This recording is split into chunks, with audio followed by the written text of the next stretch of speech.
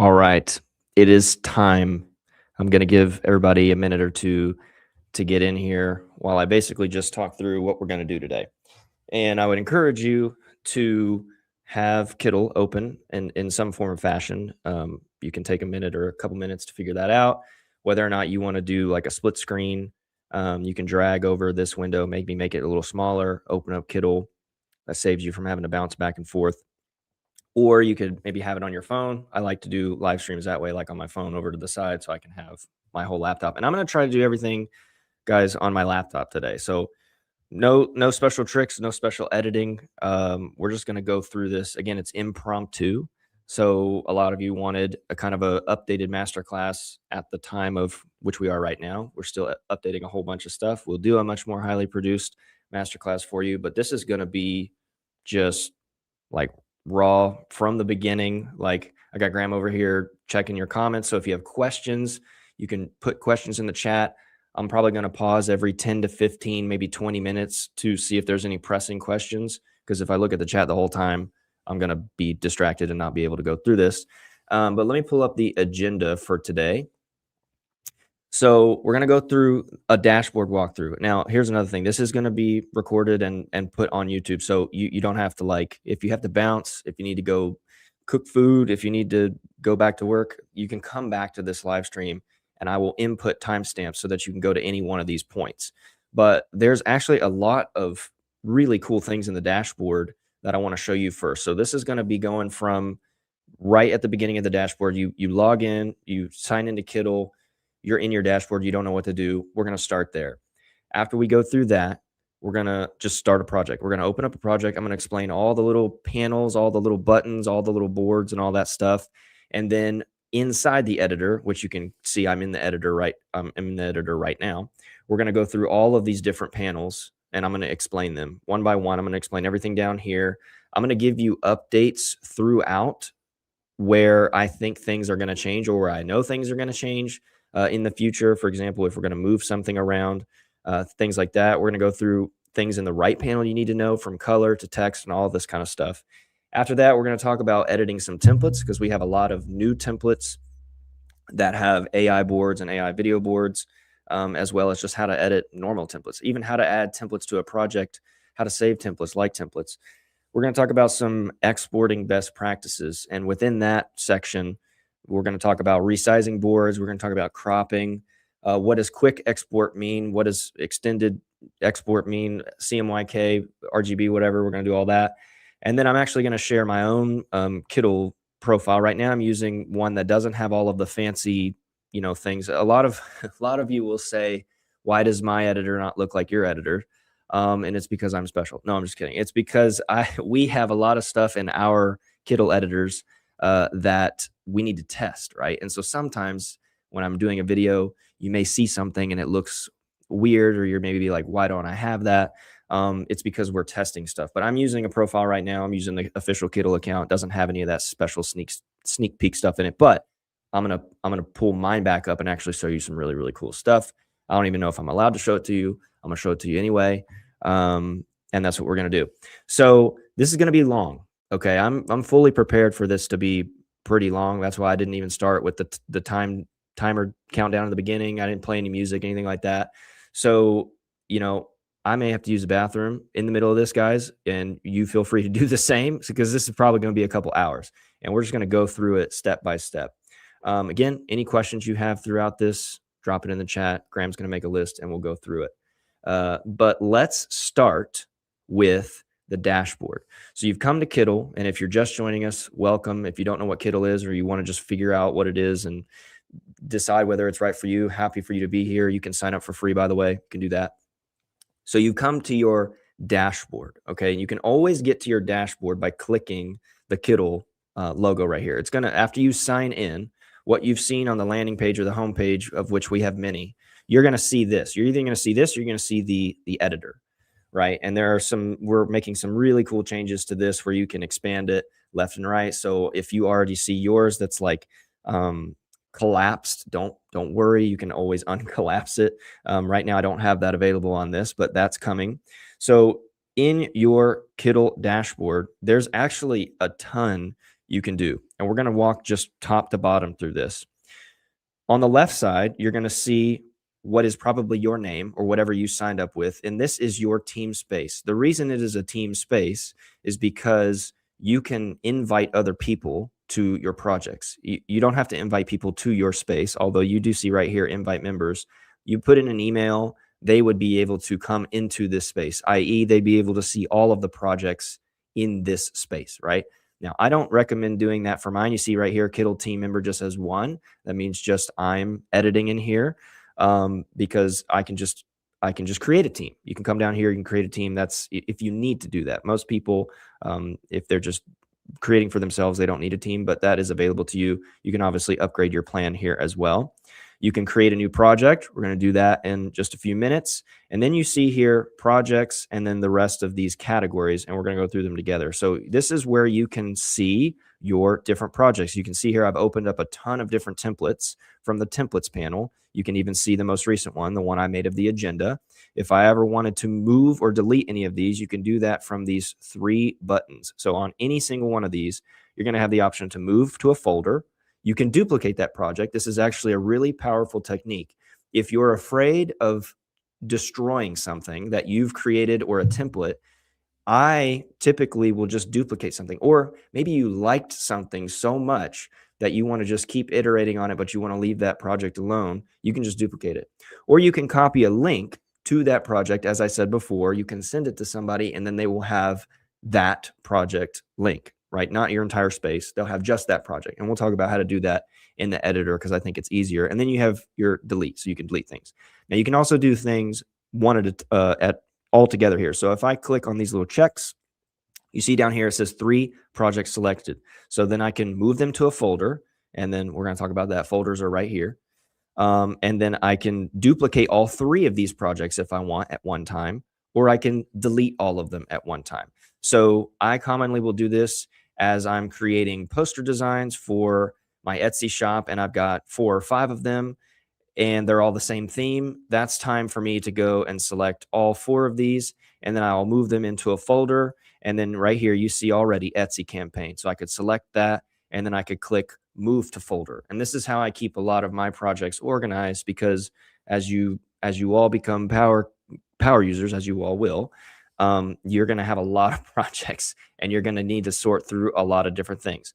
So I could move it to that folder. I could delete them. I could duplicate them. And then in your folders view, it's just going to look like little expandable areas. So if I wanted to click into the Etsy campaign one, it's just going to show me all of the different Etsy templates that we've been working on or that you've been working on and listing for your Etsy shop. Now, yours probably would look like more projects. These are thumbnails for actual templates that you guys can go and use. But that is how, that is how your folders will appear. And same thing here, 3 dots. I can rename the project folder, or I can delete that folder altogether if I don't want it anymore. And then you have shared. So you have a shared folder where if you've been invited to a project, so if another Kittl user has been working on something, or maybe somebody on your team or in your, if you guys are working at a company and multiple of you have Kittl accounts, you can be invited to a project and that will show up in your shared area. So you can see we had a couple here where we did a live event. We had a couple people in it. We shared, the account was shared with us. We did some challenges and things. And so if you're ever looking for something specific, you can go into the shared category if you're looking for something that somebody had shared to you. You can also sort all of your projects by when they were created. If you're into just alphabetical order, you can sort them by name. And you can also search projects. So this is something that I commonly find myself doing when I've labeled something incorrectly or not labeled it. Like for example, right here it says untitled, and I know I didn't label it. I'll search untitled. So it'll give me all of my untitled projects. And then I can just go in here and I can rename them, or I can just double click in here. And so now I'm going to do that right now so I don't forget. Now it's agenda, and you can do that as many times as you want. You can rename all your projects. You can also do this from inside the editor, which we'll talk about as well. So at the top here, you see I'm on your projects. These 3 tabs are directly connected to these 3 tabs over here on the left side. So you see we're in our projects. We could start a new project. We could go ahead and start uploading things to the editor. We could go ahead and start with a t-shirt design. These are kind of just presets right here from inside. Now, if I click on AI Hub, or if I click on Start with AI, you can see it's dropped down to this area. So this is now the second tab, where we can immediately start generating something. We could remix an image, which would prompt me to upload something.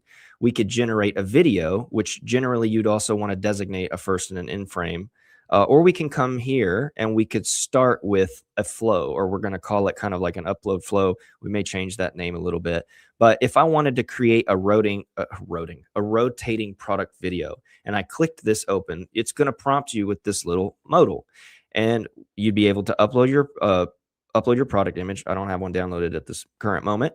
I would be able to select what kind of object, what kind of basically starting place, and then it would just generate the video. This would send me into the editor, and you can do all of this from in the editor. These are just really good starting places. So for example, if you needed to do a t-shirt mockup, you can see here that this is the actual mockup that you're going to be generating. You could upload an image of it, and then you could select a design style and then generate the mockup, and then you'd be able to edit it later in the editor. Again, we're going to get to that. Now, you'll also see on the AI Hub, you're going to see a lot of flows and a lot of templates that were created with AI. So you see here Kittl flows, you see there's videos here. You can click into any one of these and scroll through to see what's in them. You can also see similar templates. And if you like one, you can come over here and click on the little heart button. You're going to see a heart button everywhere on all of this. You can even see it from here. So if we really like this one, I can heart this one, and this is going to show up in your likes category. You have a likes section in the editor. You also have a likes section over here in the dashboard. So I've just liked those two templates, right? So if I go to my likes immediately, you can see there they are right there. I just did that. And you can even sort these by templates. So if I just am on the templates, it's going to show me all of the likes that I've already hearted. And you can always use them over and over again. Just because you use it one time doesn't mean that this goes away, or you'd have to come up here and unheart it for it to no longer be available. So in your likes, if you're like, I totally screwed that up, that was, I don't know what I did, just come back, click use template again, and you're good to go. Same thing with graphics, which is a panel we'll get to in a second, and then AI images and video. So if you're finding AI images, if you're finding textures, if you're finding graphics, and you like them, they're going to show up here in your likes section, and they're also going to show up in the editor. So if I go to, let's just go down the line here. If I go to templates, this is where you see here the 3 bars, your project, start with AI, start with a template. You can search for specific templates. You can use these filters to find a specific template in a category you're looking for, or you can simply just scroll. So you see here, there's a trending now section. There's a Kittl flow section. There's AI prompt packs that are really great for if you're trying to make better generations. There is the weekly staff picks, which is a curation of our staff picking what they think is the best by different people who have uploaded and published things to Kittl. Seasonal highlights, everything like that. But you could also just type. So for example, if we wanted to type in coffee package, it's going to show me relevant coffee specific templates. So I've got a label here. I've got what probably is a t-shirt. I've got ads here, and just everything under the sun in terms of coffee labels, coffee flyers, everything. So you can do that as many times as you want. You can even go into subcategories and sub filters, like for example, labels here. So if I click on the labels, it should default to only showing me labels. Now, this one is really nice. I'm going to save that one because I really like that one. Business cards, minimal. Yeah. So this is a really great way to find exactly what you're looking for. This is getting better and better to the day, because we have a whole team that's adding more tags to find proper templates. And if you ever want to go back to just starting place, you can just delete what was in your search bar, and it's just going to bring you back to the main area. Let's go to graphics. This is probably one of the most underrated sections of Kittl right now, in my opinion. Underrated in terms of, I think people are not using this enough. So in the graphics section, this is really a great way to start figuring out stuff you like or want to use before you even have started a project. And let me get through this panel, and then I'll pause to see if there's any questions. But you see here, you're a main discovery section, illustration specific. So now if I click on illustrations, we have these different packs. This one I really like. And if you click into any of the packs, now you're going to be able to see all of the individual illustrations. Now, you may like the entire pack, and that's totally fine, but you may like a couple of them. So, for example, I'd really like this one, and I'm going to do this. What is long neck? I don't remember what the actual term is for that, but I like that one, for example, because it's like shaded in. And I could just keep doing this over and over again. Now, I could also just search. So if I know I want to see more doodle specific things,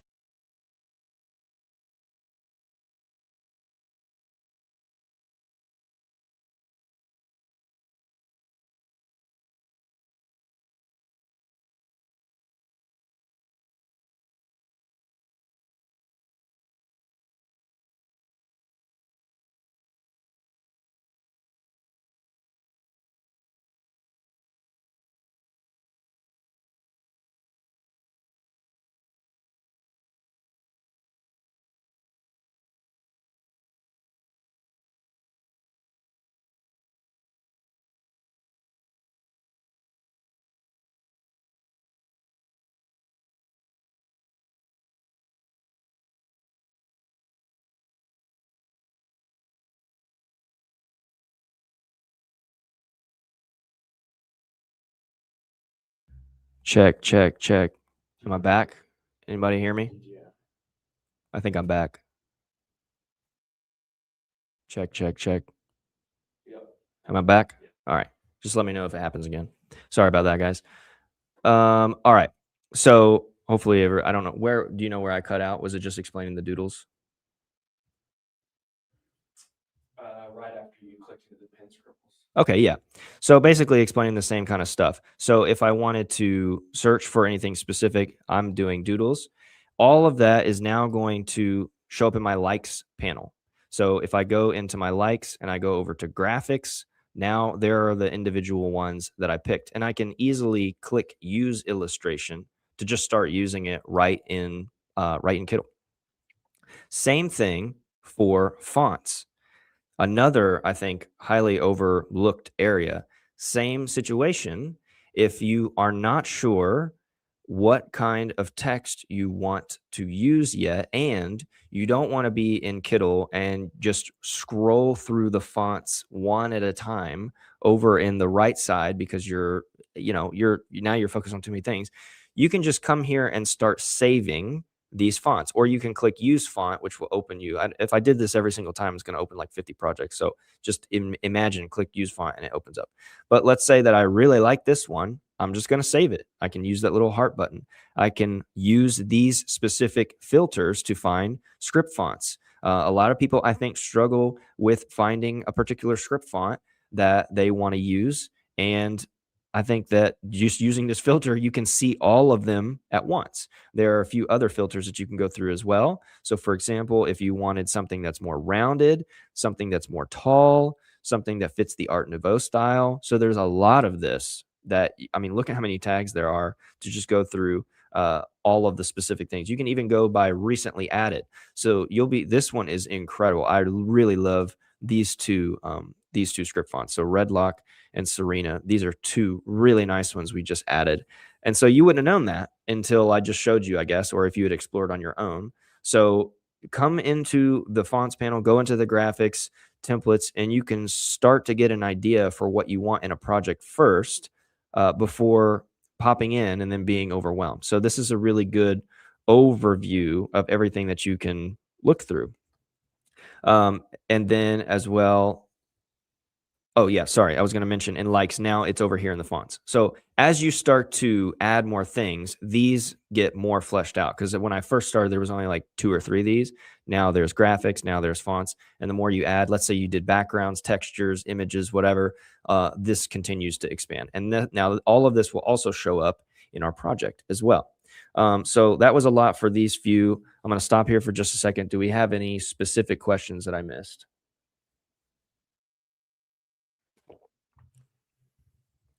Just going to look in the chat real quick. Does Kittl work on iPad? Which I answered yes. Okay. Okay. Does Kittl work on the iPad? Yes, it does. Very similar browsing experience to what I've shown here. it is going to pretty much function the same exact way. I like using my Apple Pencil with the iPad. I just get the best tactile place, touch, because it's just smaller on an iPad. I don't know if it's the best experience versus using it on your laptop or your desktop, but it does definitely work. All right. So before I hop into an actual project, we're going to dive into the editing experience. We're going to start a new project together. When you start the new project, somebody asked when will crop marks be added, so you can talk about that. Okay. Okay, gotcha. So there's profile, learn, and blog. Your profile down here is everywhere, uh, or anything that you have published as a template. If you haven't published anything yet and you come down, you click on your profile, you probably don't see anything yet, anything there. So I would highly recommend filling this out because you never know who might come and click on your stuff. You may not know who comes and saves your stuff. So anything that you publish as a template to Kittl or publish a design is going to show up on your profile. Anything that you don't want shown, just don't publish as a template. So anything that's going to be a private project that you don't want to share with the community, don't publish it. You can edit your profile. Of course, you can fill all this stuff in. We have a learning hub that you can see here. This will also be mirrored in the editor, which I'll show you. But if I click any one of these, you're going to open up a little tutorial where you can easily just click through this, watch this. We have full tutorials here. These will probably change in format to be, the shorts will probably be vertical and the videos remain horizontal. Everything right now is horizontal, but this pretty much mirrors what you're going to see in the Learning Hub. And then we have the blog where it's going to take you to your blog. Take you to our blog where if you want to learn something more in specific, or if you just want to stay up to date on trends or anything like that, you can go to the blog. Now, these top 3 areas over here in the top right, the first one you're going to see is tokens, and this is what's going to show you your token amount. You can also see this from the editor, but you're going to be able to see how many tokens you get per month. You're going to see when they expire, what your current balance is, and then when it renews. You also have the ability to get more tokens if you're just going crazy and you really need more tokens for a specific project. You can do that. You're going to find your notifications area, which is going to show you when people have saved your design, liked your design, commented your design, or invited you to a project, for example. That's all going to be in your notifications. Now, I'm not going to click on this button just to save some of the settings that we already have, but I'm going to show you what it looks like. So if you click on that button, you're going to see your account settings, which will take you to this area where you can start editing. If you want to change your email, change your password, change your email preferences. If you want to switch back and forth between dark mode or light mode, if you need help, it's going to get you to our chat as soon as possible. And then over here, this is where, again, you can change your email preferences, change your password, change your profile photo. It's all from clicking on that account settings. So you would click on your little profile, click account settings. You're going to find all of this. Now, I've also had some people asking, what you may not see here is billing. And where that's going to be contained under is in your team settings. Now, bear with me. I know that sometimes that can sound confusing. But team settings, if you click team settings, that's what's actually going to take you to your updated billing area. If you need to update your billing, or if you need to upgrade, downgrade, have an issue, whatever, you can do it from your team settings. So this one, profile settings, team settings, is everything like that you've actually set up as an account, email, all that stuff. All right. So from here, what we're going to do is start by just opening up a new project. Now, I've already opened up a project, obviously, but let's go ahead and click new project. I'm going to share this tab. And so you're going to come to this. Now, I haven't opened a template. If you were to have clicked on a template, and we can show you what that looks like, the template will open. Right now, I've started a blank project, and this is where you can define the size or the artboard of the thing you're going to be working on. Now, you can always add templates later to the project, and we'll talk about how to do that as well. So just to look through what we're seeing right now, we have the most popular artboard sizes. We have social media artboard sizes. You can even see them in pixels here, 1080 by 1080. So that is a square. We have marketing artboard sizes. So if we wanted to make a brochure, if we needed to make a 6x4 postcard, we have business artboard sizes, presentation is probably the most used one, I would assume, 1920 by 1080, or a letterhead, which is just normal paper, and then print on demand. So we have Amazon merch, Printful, TeePublic, Printify, mugs, hoodies, sticker sheets, the whole nine. It's in here. Now, if you don't like any of these, then you can go over here and change it. So for example, a lot of times we like to make thumbnails in Kittl for our YouTube videos. And I know that a thumbnail is 1280 by 720. And because it's RGB, I don't really need to worry about what the DPI is. But if you needed to change it to 300 or 150, you can do that there. And then you can also add margin to the board if you want to. Now, the crop marks comment, we don't have that at this current moment. You could create them manually if you wanted to, but margin is the only specific bleed-esque type setting that we have right now. So I'm going to go ahead and keep this on 1280 by 720 and click create. And then because I have nothing showing right now, there is no margin to put around, but I can always come into my view and turn my margin on. Now, when I come into my artboard, you're going to see the margin settings over here, because I didn't define any margin because there was no graphic on the board. But if I wanted to turn on or off the margin, you can do it here. You can even have the margin turned on, and up in your menu settings, I can go into view and turn the margin off. So I still have margin on, and this is probably a little bit more than I would assume that most users need, but you can view margin. You can even turn on rulers and guides. You can turn on the grid for your artboard. And then, as I mentioned before, you can turn on your margin. Now, margin is extremely helpful for when you're going to do something that's actually printed out, i.e. a business card, a brochure. My wife and I are getting ready for a pop-up tomorrow where we're going to be printing out some pricing sheets. So we're just using our at-home printer. So I'm going to be setting this to the 0.25 that a printer needs for the normal bleed to make sure that we don't get anything cut off. Of course, I mean, you could always set the printer to bleed like full bleed if you wanted to. But while we're here, let's go through the rest of what we see over here in the top hamburger menu, the settings of your editor. So the view of your editor. You can create a new project. You can go back to your projects. You can duplicate this project. In the view, we have the grid, which if I toggle on and off, you can also use a command apostrophe. I'm going to leave it off for now. You have your rulers and guides. We'll talk about how to add guides in a second. And then you have your margin, which you can turn on and off, which I'm going to leave off because I'm not going to be doing anything with margin today.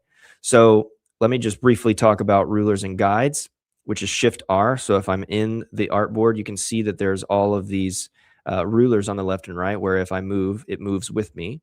I can turn it off by simply clicking Shift R and Shift R to turn it on. To add a guide, which is also very helpful if you're trying to get very, very nuanced, specific work that needs to be aligned super properly, you can click at the top or the edge of either of these rulers and drag. So I'm clicking and dragging, and you can see the guideline has now been made. And if I let it go, then now I've got that guideline right here. And I'm going to do the same thing from the left side. I'm going to click and drag. And so now, boom, I let it go and it's come right there. And what's really nice about this is if I create anything, it's going to snap.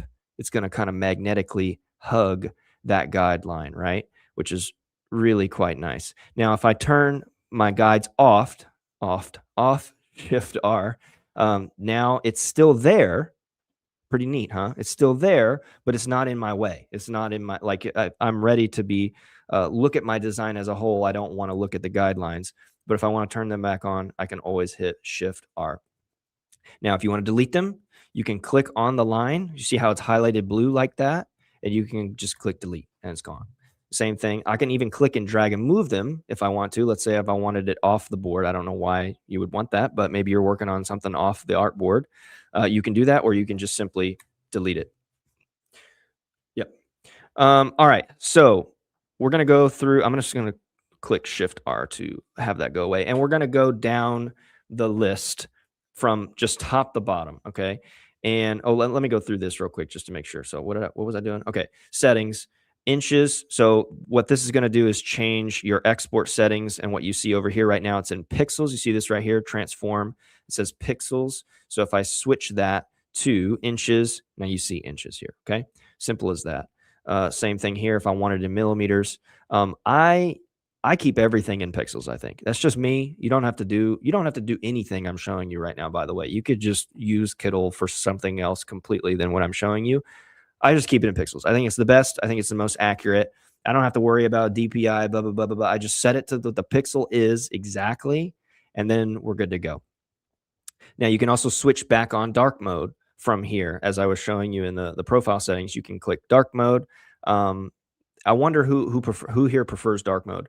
I keep it in light mode because one, I think for people viewing Kittl as they find us on YouTube, it's easier for them to follow along with me. But I think if I was using it just all the time by myself, I would probably prefer dark mode. We have this new tab called menu labels. So you see what happened there? If I click on the menu labels, now you can see uh, the labels and stuff. So you know this is templates, text, illustration, textures, likes. You'll probably figure that out pretty quickly as you use Kittl, but it's always there if you need it. So menu labels, you can turn that on or off. You can you can always save something by just clicking on this. You can go into the menu and then click save, but also Command S will work just like virtually any other platform on your computer. Command S is save. And then you can look at your version history. If I click this open, there's not really going to be that much. There's the one version that I made at 2 o'clock, which was 1 minute ago. And that's pretty much it. But if you had been working on this project for months, let's not do months. Let's say days. And yesterday you did a design, and then today you destroyed it by accident. Not destroyed it. You just did something that you don't like anymore. And now you can't go back because you'd have to hit Command Z, undo. You'd have to click undo 100 times. Well, now you can just go into the version history and you would find May 14th, I don't know, 12 p.m. and you would click that and it would load back in. I have no such version history for this project because we started it a couple minutes ago, right? But that is there for you if you need it. You can also find that in the top right. See right there, version history. You can't edit from within version history. You're just going to be seeing what the version history was, and you basically load that project back in. Okay, so that's what version history is. Did I go through everything in the top left? Yes, I did. Okay, making sure audio is still working. Okay, good. All right. So what we're going to do now is go through these panels on the left side. We're going to walk through this area down here at the bottom. And then as we find something relevant, we are going to talk about it over here on the right side. So text, color.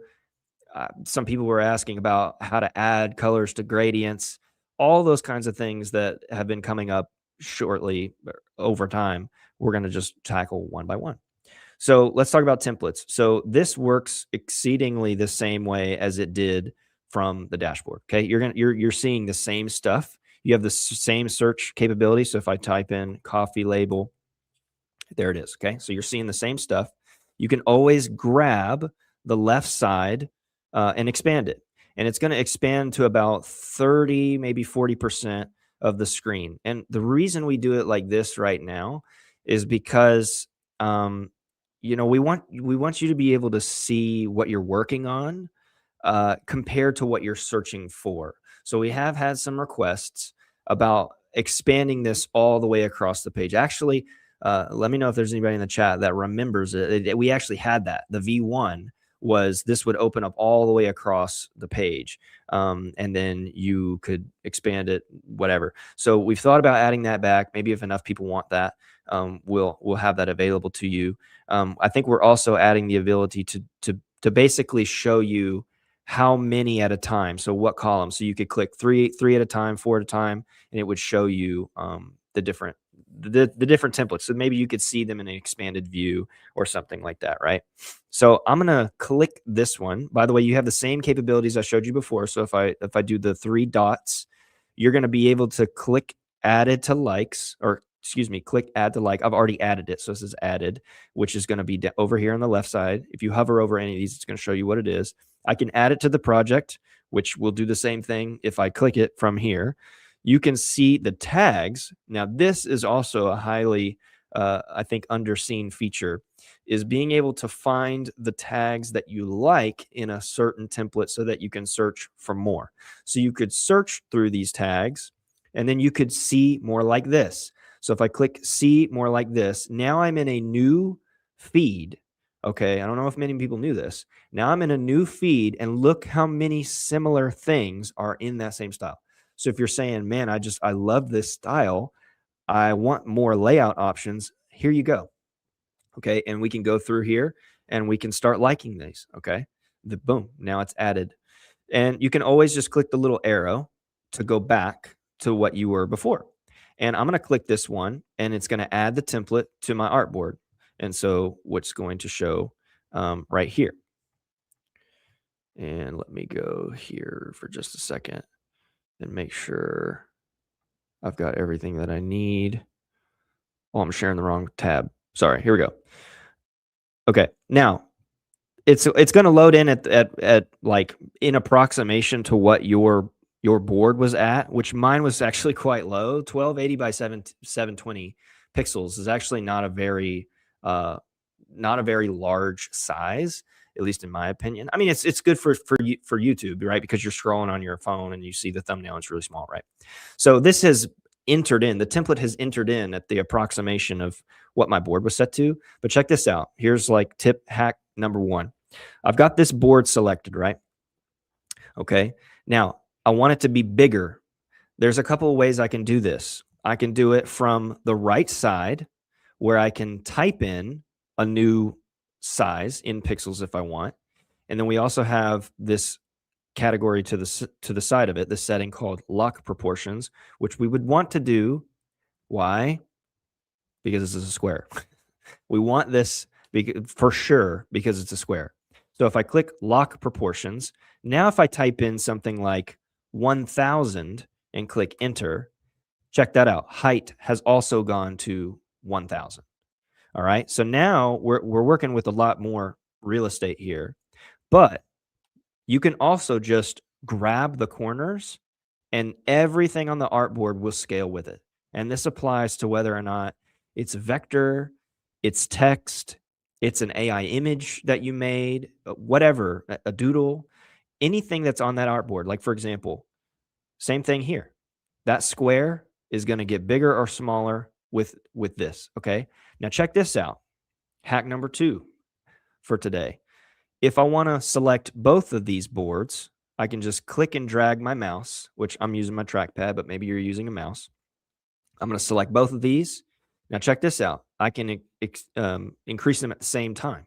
Okay. I can increase or decrease the size of these at the same time.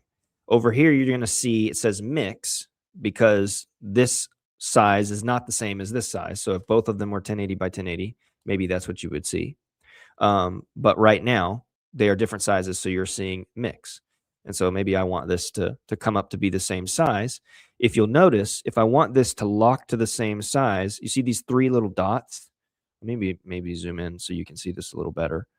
So if I expand this, you see these little dots, the blue dots right there. That's it's also magnetic. So it's showing me that it's locking to that position, right? And you can do the same thing with an element. You can do the same thing with, a box that you make down here. Text, you can scale up or down to the size that you want it to be.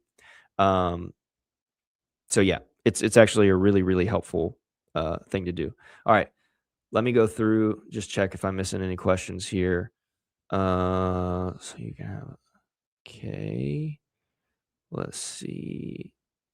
Okay, no big, I'll say,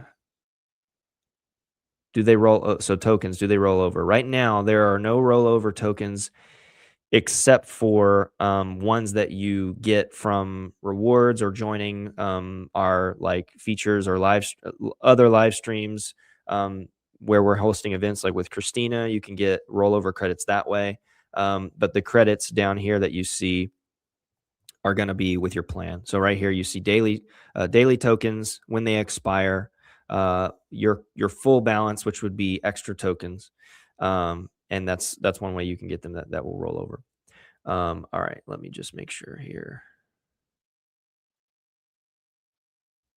we're good to go. All right.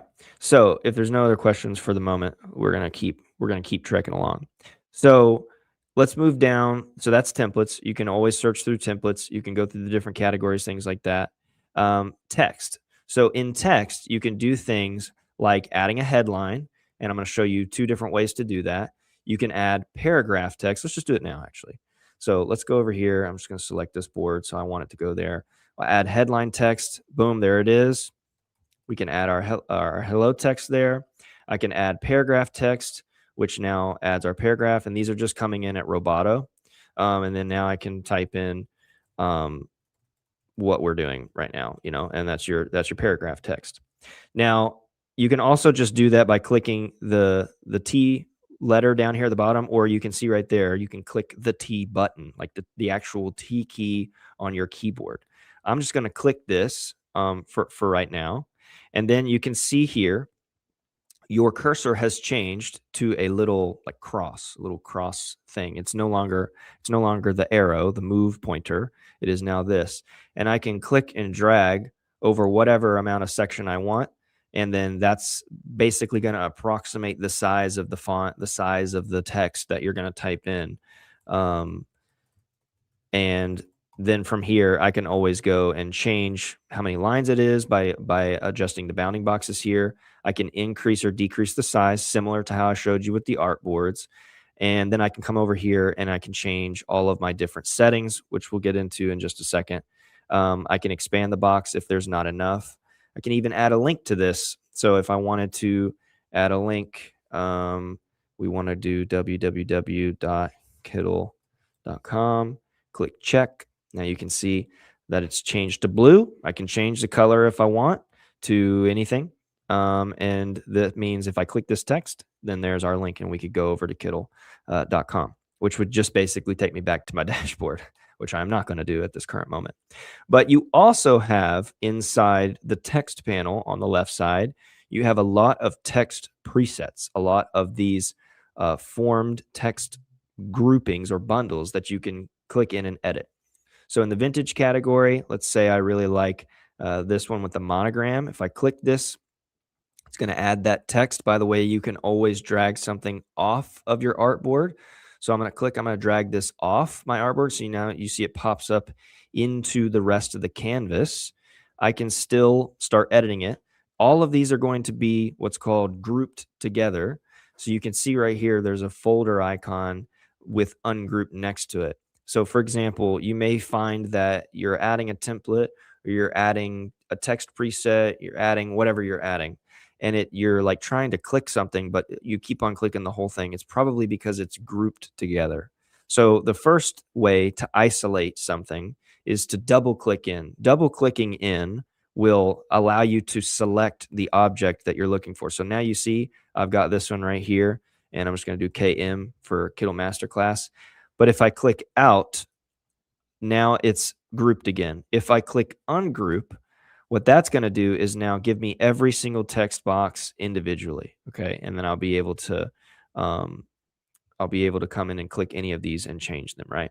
So, and then if I wanted to ever group them again, because now it's like, don't be afraid of grouping, because grouping really helps you when you're trying to like move large pieces of stuff around.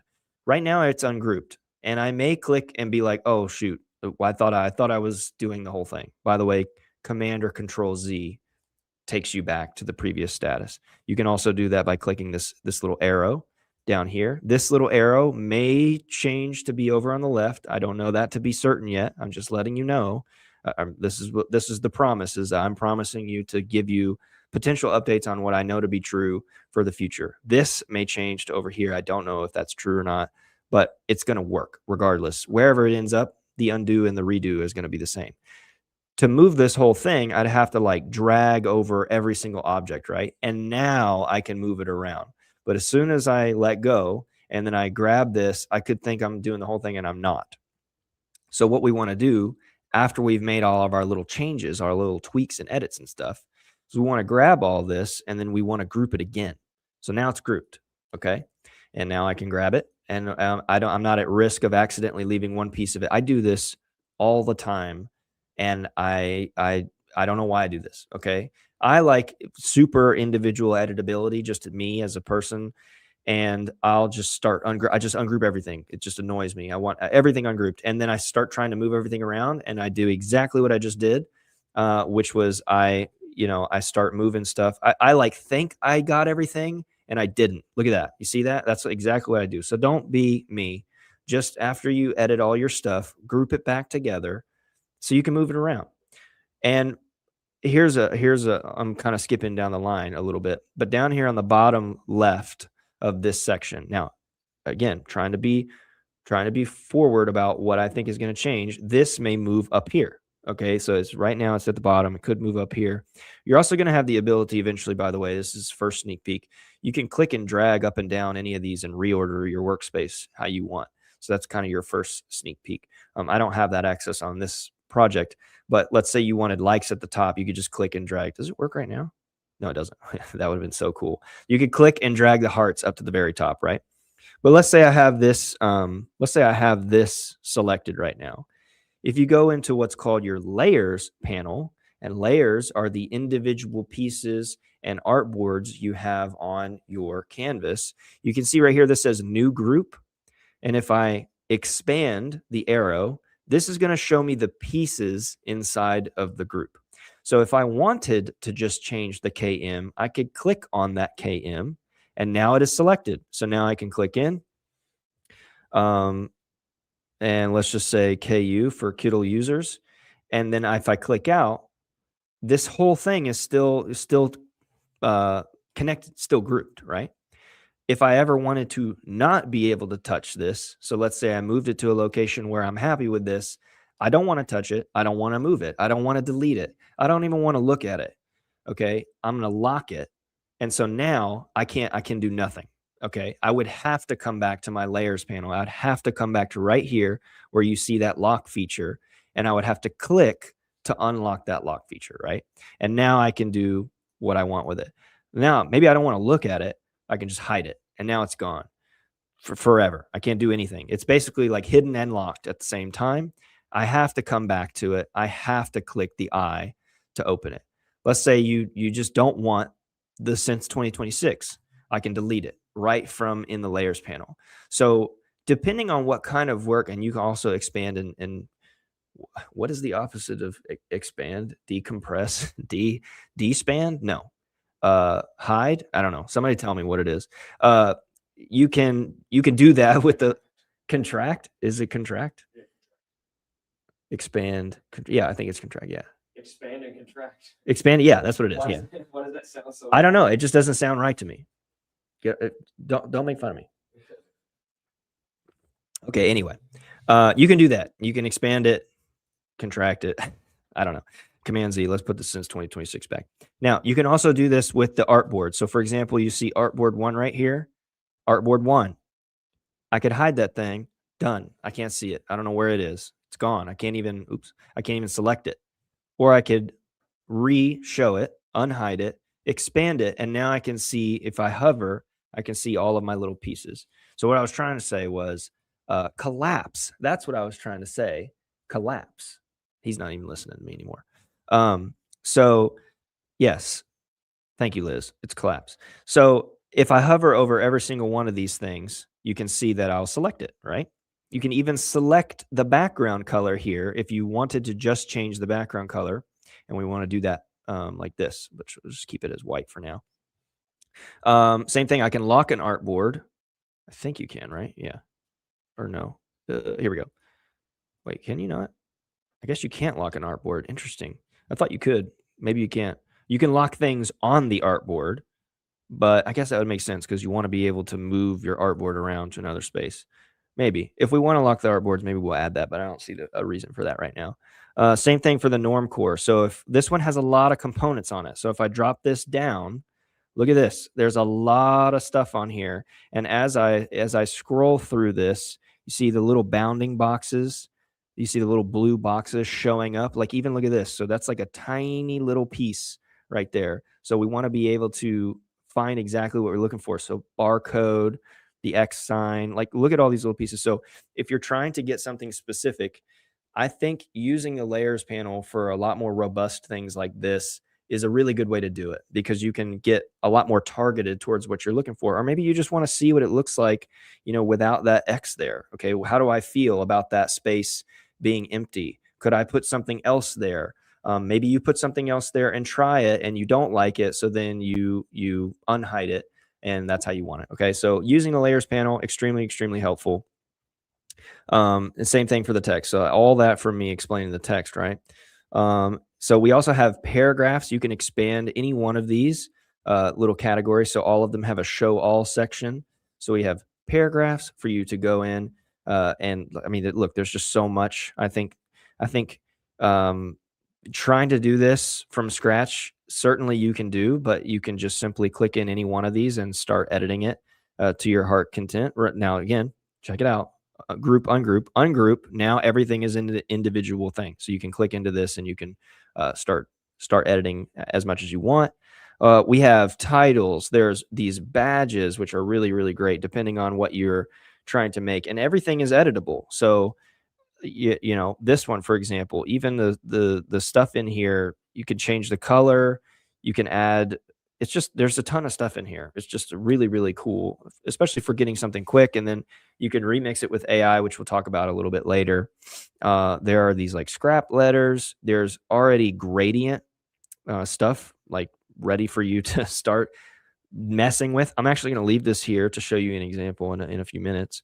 Buttons, retro title. I mean, every time I open this, there's like, what is this? Micrographics. So look at this. I didn't even know this was here. This is awesome. Actually looks very similar to this template, doesn't it? So, man, this is cool. Yeah. So there's so much stuff just in the text panel. Look, we've only gone through like 2 panels and it's already been almost an hour. So you guys see how much there really is to like grow into stuff with this. All right, let's go to the illustrations panel. Let me check if there's any questions real quick. Let's see. Let me just go through really quick.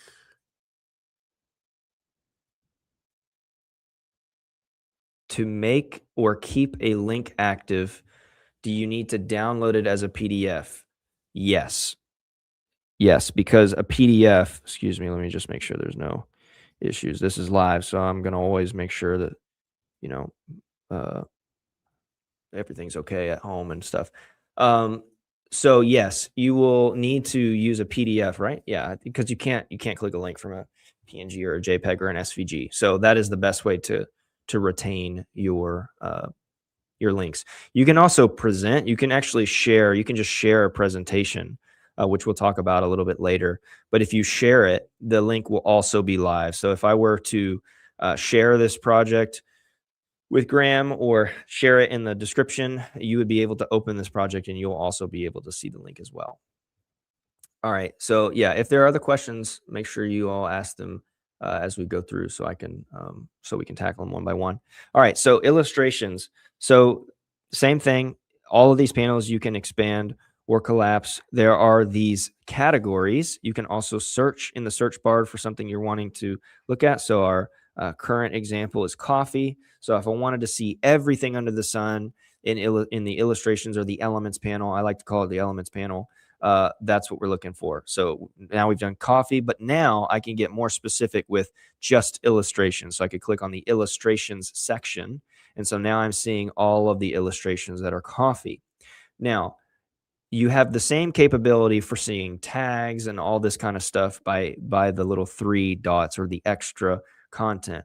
So this illustration happens to be called person sitting stool, and you have a bunch of tags here. Restaurant doodles is a good one, character, restaurant, but this is my favorite button right here. So all this works similarly to what I just showed you, right? You could see more like this. You can add it to your likes. You can add it to your project. But if I click view collection, I get to see everything in this that's the same style. And now I could build out my entire system, if you will, if I wanted to use this particular style. And so I could just click a couple of these. Like I click this guy and click this one.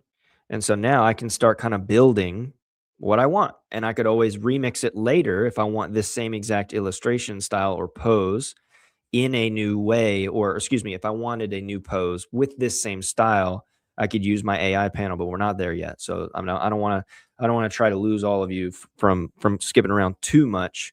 But let's say that let's go back to our example. Let's bring this over because it might fit. Look at this. This is also like the similar color. It's almost the same color, isn't it? Let's go here and let's open up our layers panel. So let's go back into, let's find that X. Okay, the X. So let's just hide it. So that's where the X was. And so now maybe I want to scale this down and just see what it would look like in that spot. Maybe it's not going to work exactly how I envisioned it. I mean, it kind of fills the space. It destroys the like overall like minimalist normcore infographic style. But let's just say you're trying to go against the grain a little bit. That's a cool way to use the system of the layers panel to see what you like. And you're like, okay, I hate that actually. It's awful. So now I can just turn my X on. Maybe want to come over here and want to turn the target off. So now I've turned the target off. Maybe I want to put it there. Okay, now that doesn't really fit super great. But you know, at least I tried. So that's good examples of how you can leave stuff in the template, leave stuff in the orchestration, and test it. Okay, this is like we get so many comments about how awesome our templates look, but then nobody wants to touch it or edit it or make it their own because they don't know how. Well, this is how. You can just, instead of just starting to delete stuff accidentally, just use the layers panel and start turning stuff off. And then now you can start filling it in, and it's always there as a starting place for you to come back to and edit it. Okay.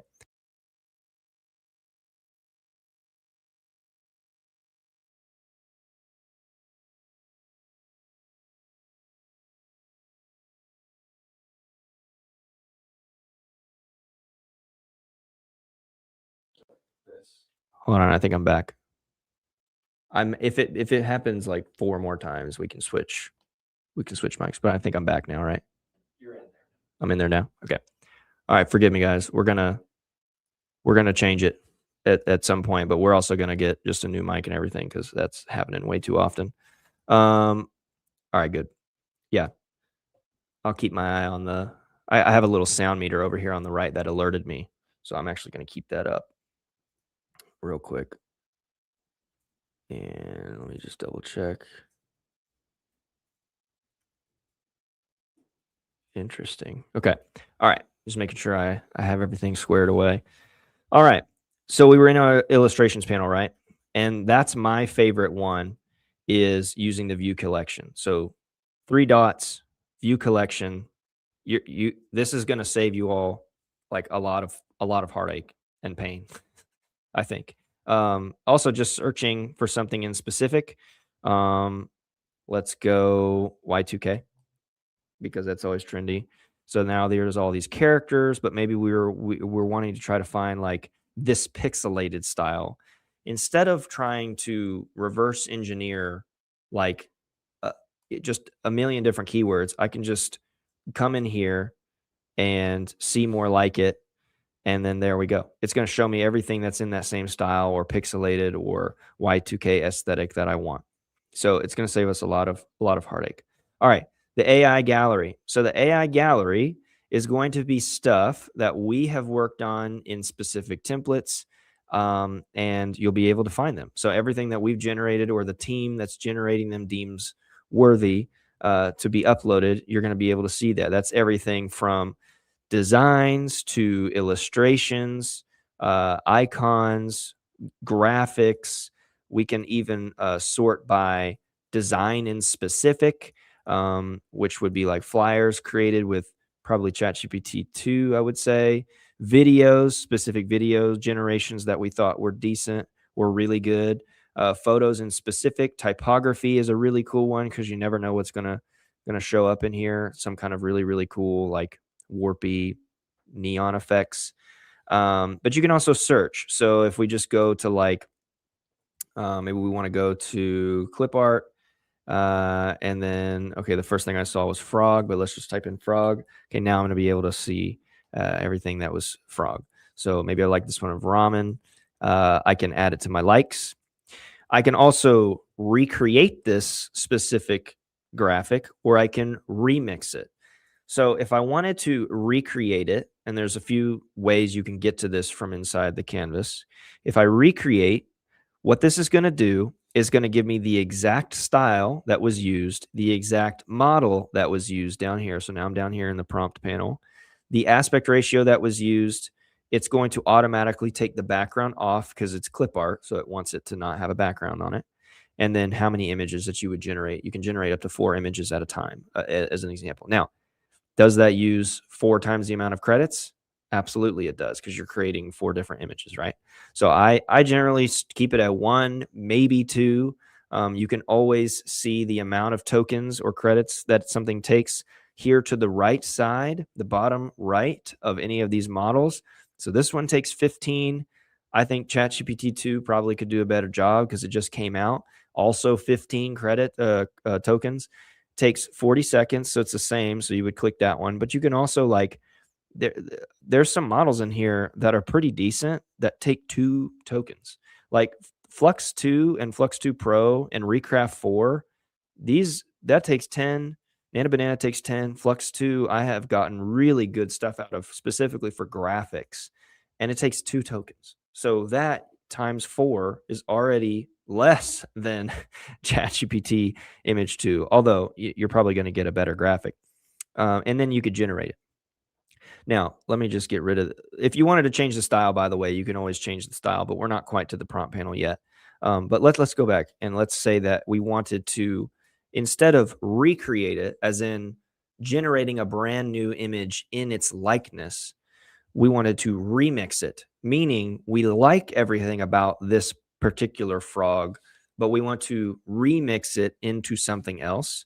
I could click remix image, and now you're going to see that the image has been selected, by the way. And now you can either add things from our prompt examples here if we wanted to. I mean, you probably wouldn't want to use these because they're more for like effects for photos and things like that. But what I could say here is change the frog, to be a hedgehog. Ooh, I spelled it right. And what we're going to do, let's see, Nana Banana Pro is 30. Let's go with Nana Banana 2 because it's only 14. And what I'm going to do is say, it should do this already, but I'm just going to say keep everything about the style the same. Okay. And there's no point for me to do this, but because I have a lot of tokens, I'm just going to do it. So I'll just do 2 images, keep it as 1 by 1, generate, and then these loading cards pop in. Okay. So I'm just going to leave these over here to the side. So those are the options you have. Like when you find something that you really like this one's also pretty cool. You could always go to the 3 dots, add to your project. You could figure out like what the prompt is if you wanted to do it on your own, or you can just click recreate because maybe you're trying to do something in that particular style with that particular model. So whatever, you can do it that way. Let's go back, or let's go to mockups now. Now mockups, they don't really work independently because you need to have something selected. But we'll show it in just a second. So let me move this. Oh, that's pretty cool. That's wild. It's like giving anthropomorphic hands to our hedgehog. That is hilarious. Now, this is why I said, by the way, I generally don't do multiple images for remixing because it like kind of does the same thing. Okay, maybe this one is a little better, so maybe I delete this one. But I would say save your tokens. You don't need to generate like 4 of a kind unless you're generating something new, or if you're trying to generate something like for a fashion brand or something. Like the illustrations that you're trying to generate, they're going to be pretty much the same. Yeah, exactly as you guys are mentioning. They kind of look the same, right? So there's not really a point to do that. And then when you're regenerating an image, we are adding this. We haven't added it yet, where it's going to automatically remove the background. Right now, the GPT models I think are the only ones that do that, but we're figuring out a workaround. But you can always come over here and click the remove background, or you can click this one right here. It says remove background. Click that. It's going to go away. Boom, just like that. Nice and clean, easy to use. All right, let's talk about mockups. So you can search mockups. You can search a variety of things from products like, let's say, coffee. Let's continue our niche here. So now we've got coffee cups, we've got coffee mugs, we've got latte art, we've got coffee packages, we've got everything coffee. We could search brands. So maybe you're doing print on demand and you're looking for Comfort Color 1717. Boom. Now you've got all of the mockups that are in that style. Okay. Everything under the sun. Now, if we were to select this without anything selected, what should I say? Add this to the board with no template selected. What's going to happen is we're going to click this and it says cannot add mockup from the current selection, right? So if I try to click any of these, there's nothing selected. You see what I'm saying? So this is a really good way to find stuff that you're looking for because you can do all the same things. I can add it, or I can add to likes, excuse me, which is going to show up in my mockup section of my likes. But what we need to do is we need to select our design. In this case, we're going to go with the coffee theme. And we're going to just select mockup, add mockup. There's so many ways to add a mockup, by the way. You can add a mockup from the top. You can add a mockup from this little arrow down here. You can add a mockup from the right side. So anything that you click from the artboard, there's 3 different ways to do it. So I click add mockup. Well, that is going to automatically open up the mockups panel already. And now what I'm going to do, let's type in coffee bag. Okay. So now we've got some options. This one's cool. This one's cool. I maybe don't like the perspective as much. Let's do this one and we're going to change it. So let's do this one. So now I click this and it changes. Okay. So now that kind of looks more like a plastic bag than or a paper bag than a coffee bag, maybe.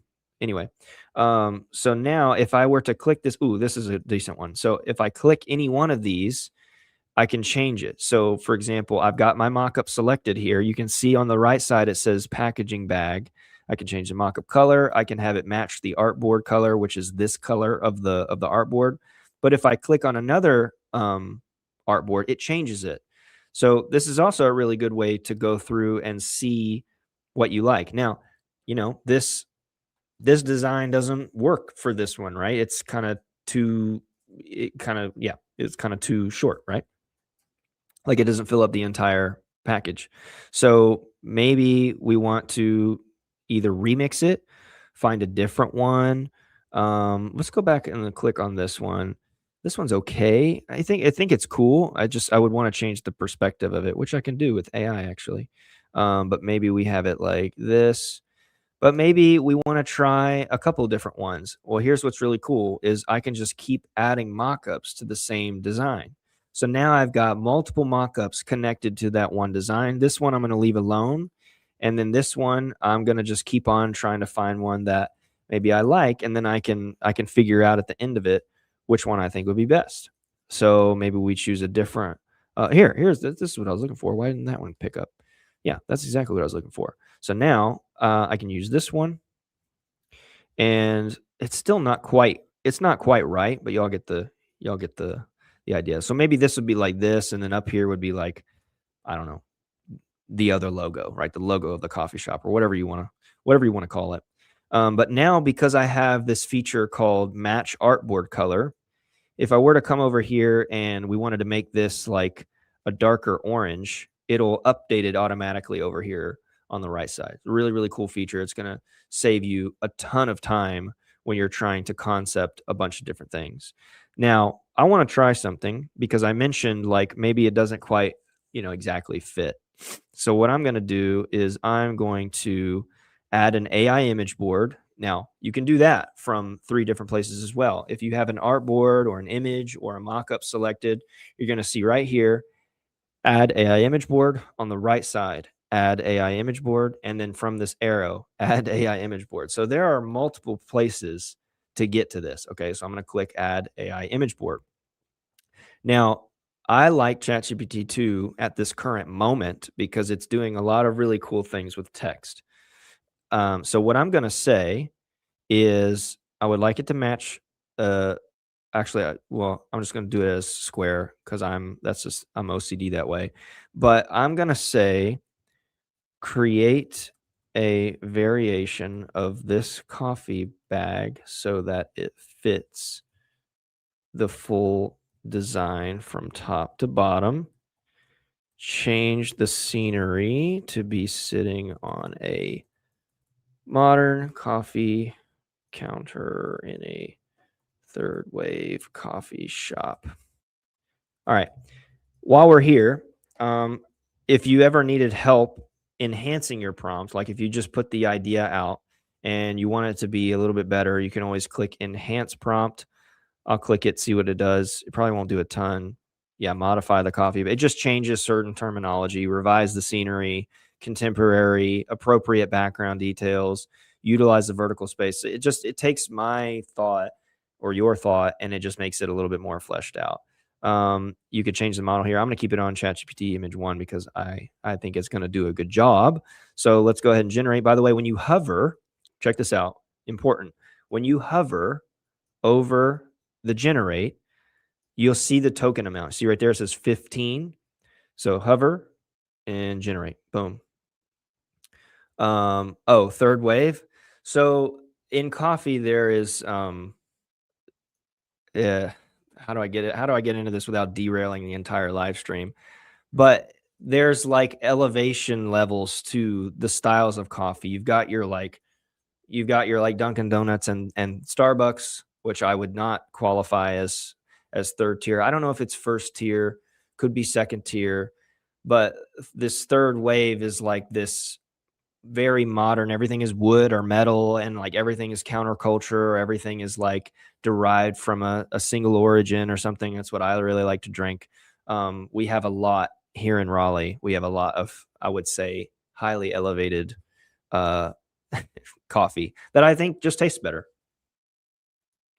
It's fine if you like your Starbucks latte or your Dunkin' whatever. That's for you. I don't want that. I want something that tastes yummy.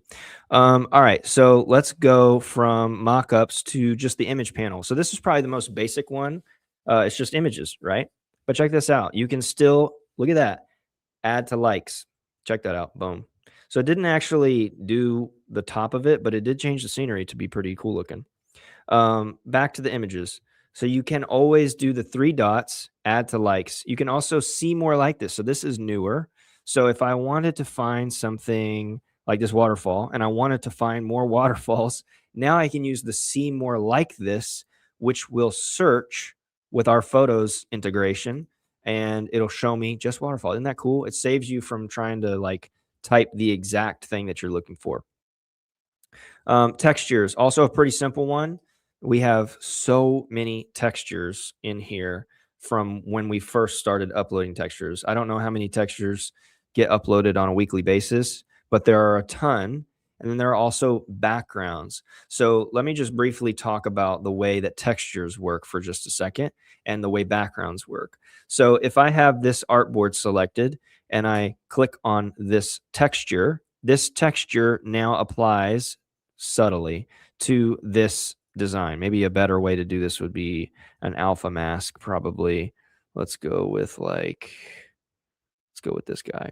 All right, so now you can see like the texture a little bit better. So the texture applies to the design itself, and then you can adjust it over here in the right side panel. So right now it is selected as color burn.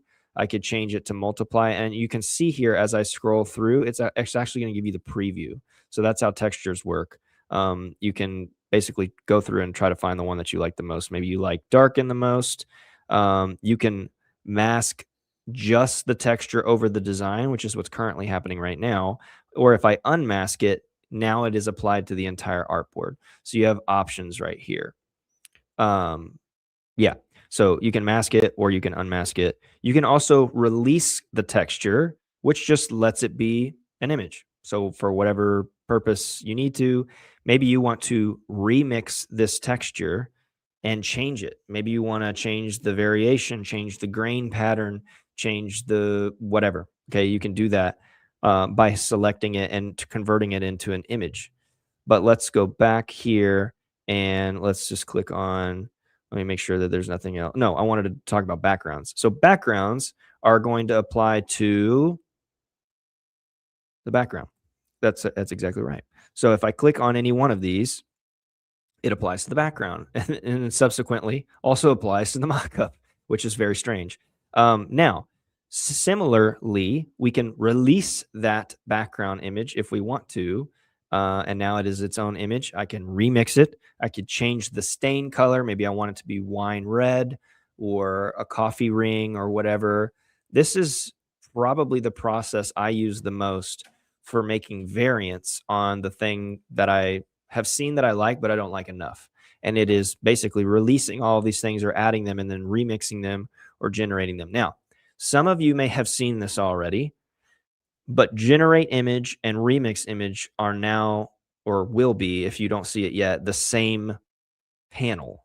So it will just say generate image, but if you have something selected, you will be regenerating it, like you'll be remixing it. So right now it says generate. I think hopefully we'll change it to say remix soon, and we'll retain generate for if it's just generating a brand new image. So for example, if I click out of this, now there's nothing that you can remix and you can generate an image. This is what's called a slow rollout, where we roll it out to our users, many of you, a little bit at a time to make sure that nothing goes wrong.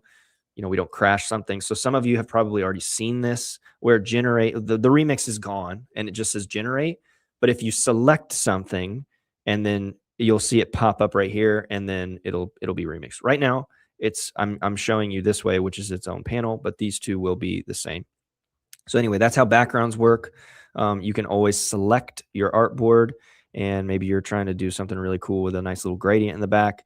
You can also change the blending modes on backgrounds. Really, really neat, right? You can also change the opacity. So if you want them to be lighter or darker, you can just take the background away if you want as well, and it just deletes it just like that. And there's some really cool stuff in here. I like to do I like to search through the grain. It gives me wood first, but what I'm actually looking for is this stuff, like the halftone stuff, which is really cool. And then what I'll do is I'll come over here and I'll release it, because what I'm actually looking for is like this bit right here. And then I'll go and I'll use them as elements. So kind of a neat way, a little trick to get extra elements is from like different background patterns and textures and stuff. All right, likes we already talked about.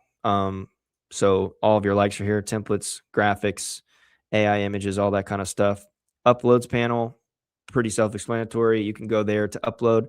I don't use that. I just drag stuff into the editor. Like I literally will just over here from off on my downloads or whatever it is. I will just, let's say I want to take this guy. You can't see it right now, but I just drag it and then give it a second, and then it pops up, and then it's in my editor. So I don't even use like the uploads section, because I don't need to go 2 clicks to upload. I just drag it into my project. So I would encourage you to just do it fast that way, but you can do it however you want to. Brand kits is under some pretty awesome construction right now, so I'm not going to talk at length about that. It's pretty basic at this moment. You can save some text styles. You may see that there are some dots beside stuff like this right here, which are how you create a new color style. That's what this little quadrant of dots means.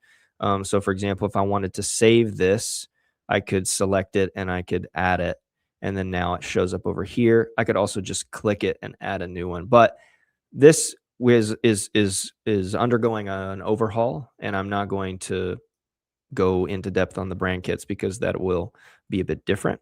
And then we have a beta integration of ChatGPT, also probably not as relevant for this current live stream, but you can chat back and forth with it if you want to. It is like basically the version that's available to everyone for free. And then we have the layers panel. We talked about that. The learning hub is the same learning hub that you saw from inside the dashboard, except it's right here. So you could see your shorts. And what's nice about this is going to play while you can move around. And we're also overhauling this to be even more clear. And the shorts will probably take up this panel. But for example, if you wanted to follow along by opening this up and then going to generate and then opening up the prompt builder, you can basically follow along with what's happening right here. It's pretty cool. Now these will open up like a proper tutorial that's embedded from YouTube.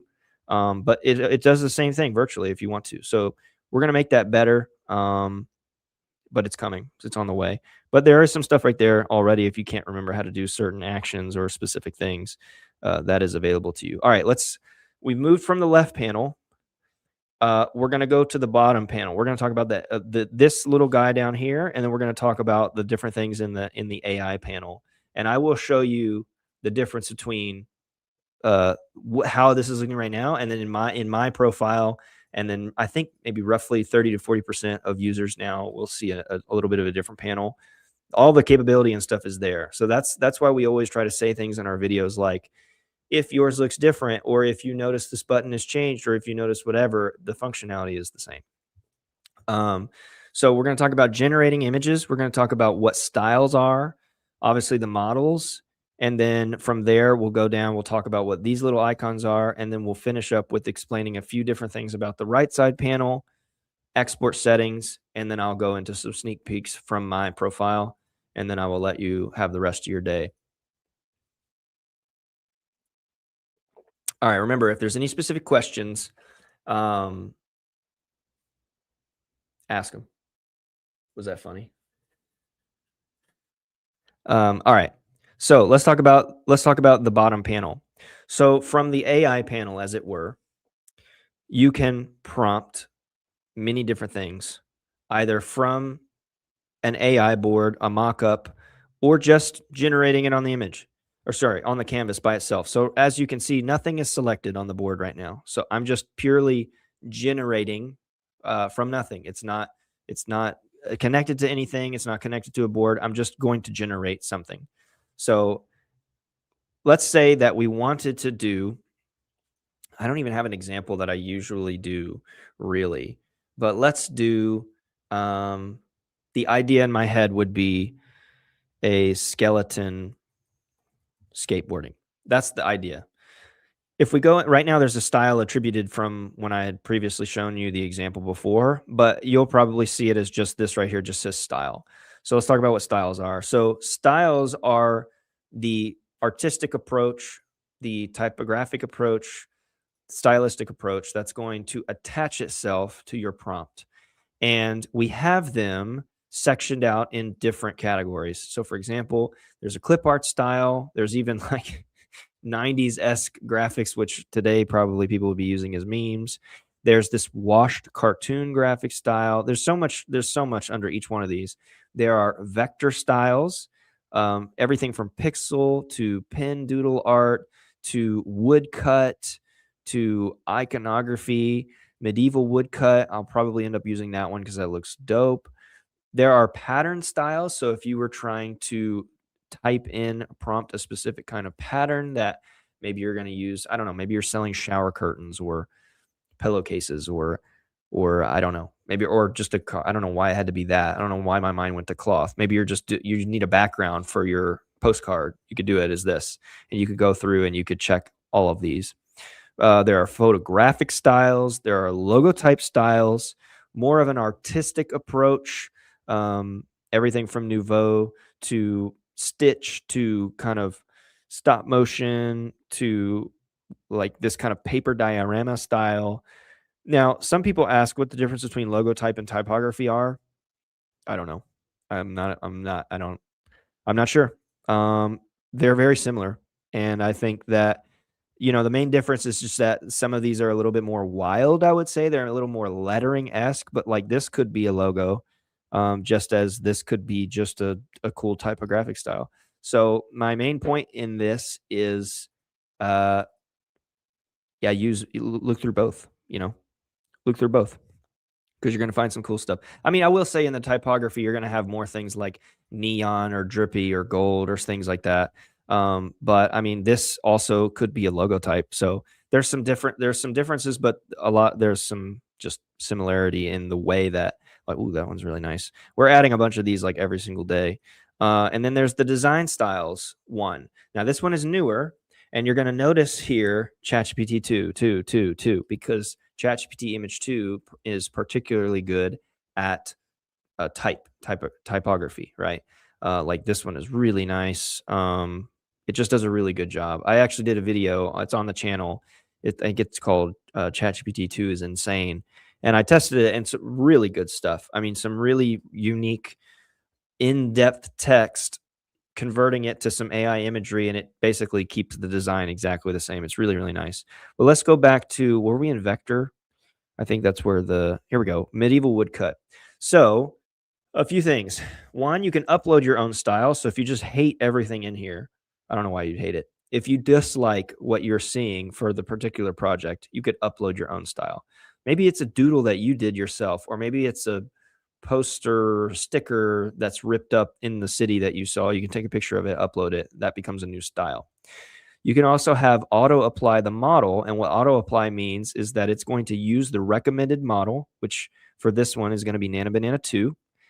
Use the recommended model for optimal results. So if I click this, Nana Banana 2, boom, right there. Okay. So I could also, if I'm not sure what I'm doing, I could use the prompt builder. So I'm not going to do this for this specific one because I've already selected the style, and I want the style to do the legwork here because that medieval etched folk look is what I'm going for. But if I didn't want to use the style and I wanted to build it from scratch, then I could select something like painting. Maybe I would want the perspective to be a long shot, extreme long shot, close up. Maybe I want it to be blurred. This is really good, particularly for photography. But in this specific case, oh, there's a surprise me button. I'm not going to use it, but if I were to do it, for example, if perspective was long shot, you can see right here, if I click add to prompt, it adds that tag to your prompt. So this is really nice because it doesn't make you remember what all this stuff is, because you can be like, what was that thing again? You can just come to lighting and be like, oh, right, it was a golden hour. Oh, nice. And then it just adds to your prompt. So you don't have to try to remember all that. I don't think I even need that for this. A skeleton skateboarding, let's say doing a trick, oops, in midair. And this one, yeah, I'll probably do 2 because it'll probably do something different. When I hit generate, you can see how many tokens it is going to take. So if I did it as 3, look, now it says 42. If I did it as 1, now it says 14. So you just, double check yourself. You can do that before you decide what it's going to be. So I'm going to generate. There's my 2 loading cards. So I'm going to put these down here. And by the way, you can do this as I was kind of showing you with Remix as well. So if I wanted this and this person is here, I'm going to remix it. There's no style attributed. See how that changes? Now, if you're seeing it in the same panel, it's going to look the same. You're going to see this exactly, but you won't see style because this is the style. So this is the style that you want right now, right? This doodle of a person with a croissant in a cup. But maybe we want to say, change the coffee cup to a glass of wine. Wine and a croissant sounds pretty cool. And we're going to do 1, and then we're going to say, I always do this. This is just me. Keep everything else, the same.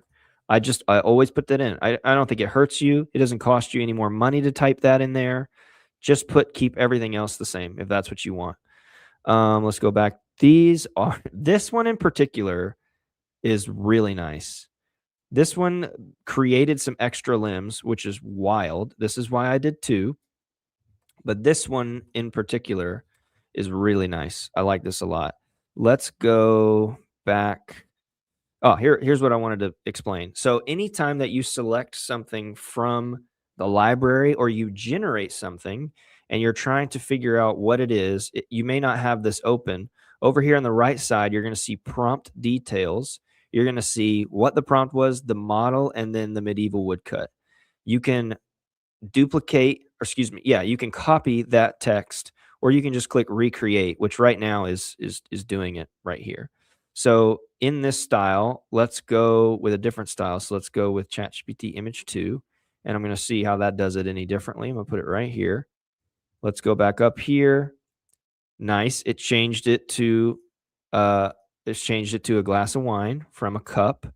I should have probably wrote white background, but let's see how this does. I'm afraid that it's going to take too much out. That's actually really interesting because now if I were to do a border, no, it's going to do it the way. So let's do the same thing. Let's go remix. This is why you always got to double check. Place the subject on a white background. And we'll do it one more time.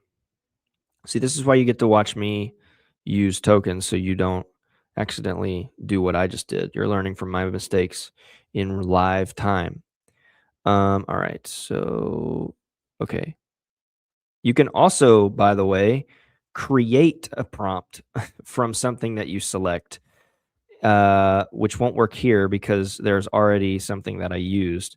Both of these are nice, but I think I actually like the etching of this one a little bit more, but this one is a little bit more realistic. So from this process, what I might do is like I might select both of these and I might go to remix and I may say, apply the art style, from image 1 to the skeleton and skateboard in image 2.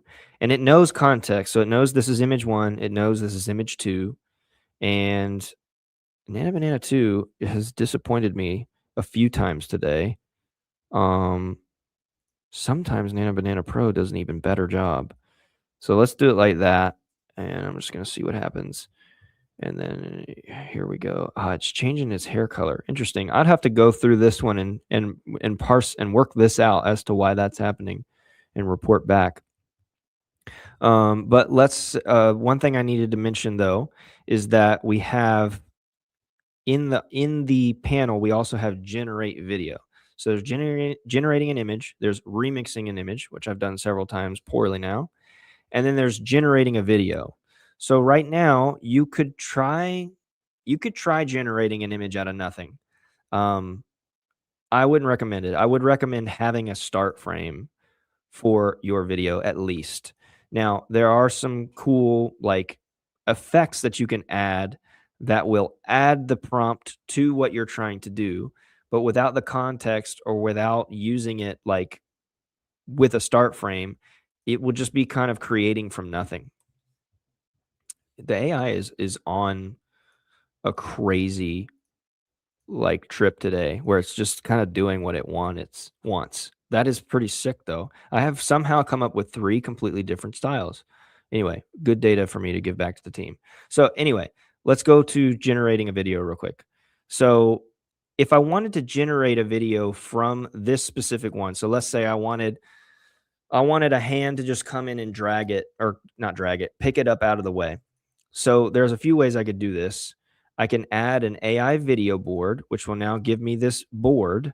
And one thing to keep in mind is that certain models only have specific aspect ratios. So for example, Seed Dance only has 16 by 9 and 9 by 16, whereas something like Veo has like the same, but which one has additional? Is it this one? This one has square. So Kling 3, I don't think I need 4K for this. Let me go to this one. Yes, Kling 3 has square. So, and that's what I'm trying to match. The reason this is important is because if you try to generate a video in an aspect ratio that your image is not, it will create black bars on the left or the right or the top or the bottom, whatever it is. So this is the first way that you can create a video from your board, and we'll prompt something in here in just a second. The second way is if I were to have converted this image, have converted this board to an image, which is under this panel, and we'll go through each one of these. Now I have this image independently. It's a normal graphic. I can export it. I can do whatever I want, but I can also now click generate video, and now I've got a start frame. So we'll just keep it on cling 3 because that's the one that we decided would be 1 by 1. And we'll keep this as 3 seconds. I don't think it needs to be that long. I'm just going to have no audio. And what I'm going to say is slight zoom out as a hand. Oops, I said it twice. Enters the frame and picks up the bag to remove it. Pretty simple.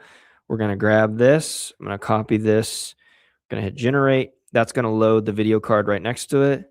And I'm going to click this one right here. Here it is, first frame. I'm going to go ahead and paste that in. We've got 1 by 1, 5 seconds, no audio. Always check what your aspect ratio is going to be so that you don't end up with those black bars.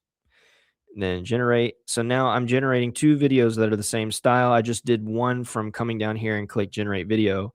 I did one from adding the AI image board. The reason that there are benefits to both is this has the knowledge of the previous boards it's connected to that will always be connected to a flow. So if you change something in this one, you can regenerate it quickly with this little regenerate button. But the benefit of doing it from here as converted to an image is now, let's say I could go and I could try a different model 1 by 1. And now I can click generate. And so I could just I can change my model and click regenerate over and over and over again. Whereas in the AI image board, I kind of have to wait for this to load. You see how I can't do anything? I would have to essentially keep coming over here and adding video, I'd have to keep doing it. Whereas I can just keep generating it from here. Now, yeah, that's going to dust your tokens, but it is a cool way to get some really cool results. Now, I want to mention a couple of things while this is generating in, before we go into this bar around here, because we've pretty much tackled what this can do. So we have generate image, remix image, generate video. These two are becoming one together, but all of this is staying the same. You've got styles, you've got models, you've got your aspect ratio, of which ChatGPT 2 can do a lot apparently. And then you have how many images, right? So now, before we get down to this bar right here, I want to talk about what's called I call it the quick taskbar or the quick panel. I think it's more actually known as the contextual taskbar because there are other contexts you can use. But when you select an image and when you select a graphic, they're going to be pretty similar. Let's see, this one is a vector, so you have a few different things. So this is a better example to do. So the contextual taskbar will change depending on what you're clicking. So if I'm on an image or a clip art or something that's not vector, you're going to see things like remove the background. You're going to be able to remix it, generate a video, which is the same thing I did from down here. But you're also going to see this more panel where I can vectorize the image, upscale it. I can reframe it, which would mean I can make more of it if I so desire to. I can erase it, which means I can just take bits and pieces away if I want to, which I don't want to do that. So I'll Command Z. I can find similar things to it, which will open up my image panel again, or I can crop it if I want to do, I don't know, if I wanted to do it like that for some reason. If I'm on a vector, I have a couple of different options. I can erase it, which will ask me if I'm okay turning this into a rasterized layer. Rasterized meaning it is an image. I will not be able to change the color anymore. I will not be able to freely expand it endlessly as the vectors expand. It becomes a rasterized image so that I can erase it. Now we're working on vector erasing. I'm not sure where we are on it right now, but it will happen eventually. I'm not going to do it for the moment. I can find similar, which again opens the panel to show me. I can duplicate it, which gives me a duplicate of that. I can download it. This is anything. So you see right here, the quick export, here, the quick export. You can choose which one you want. You can choose 1, 2, or 3 times the size. So you can see right now what the size of it is. And if I 3 times it and export it, it's going to be 3 times the size of that export. Or I can come down here and I can do a couple of in editor actions like copy and paste. I can bring it to the front. I can take it to the back if it's on an artboard. I can lock it. I can flip it if I want to, or I can flip it vertically if I want to. So that's what's going to be in your more options panel. Now I also have this feature right here called the Shape Builder. Now, right now, this is like probably a ton of like individual tiny lines. And the way that you see that on any vector element inside of Kittl is to double click inside of it. And I was right. So now there's all of these little crazy pieces that are all draggable.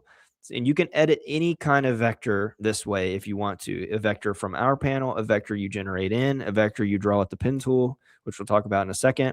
But you can also delete them.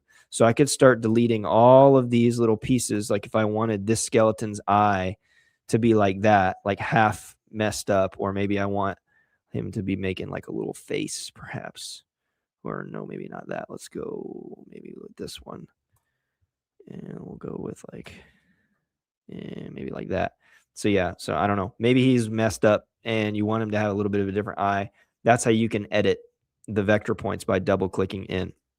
Now union just makes it one whole piece now.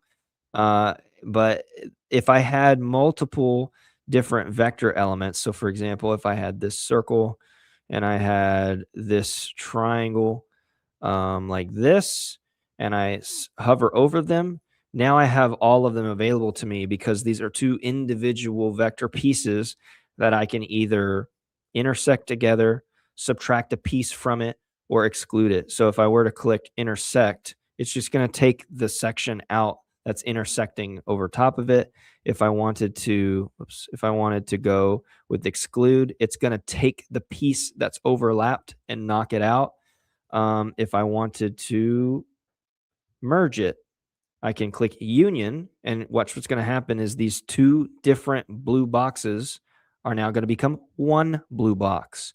And what's really cool like this is you can now curve the radiuses, which I don't know why you would need to do. Maybe this kind of looks like a little character. Like if I like a little person wearing a hat. I'm getting distracted. Yeah, like a little someone wearing like a hat that you would wear in China, perhaps. Maybe this is like a little character for, I don't know, like a ramen place. And he's looking this way. I'm getting super distracted. But hey, you never know what you're going to end up with. This is super cool, right? I'm starting to create a character. Let's go into the pen tool real quick because I want to follow this thread. So the way the pen tool works is now you've seen your cursor has changed to be a pen icon, which can also be P.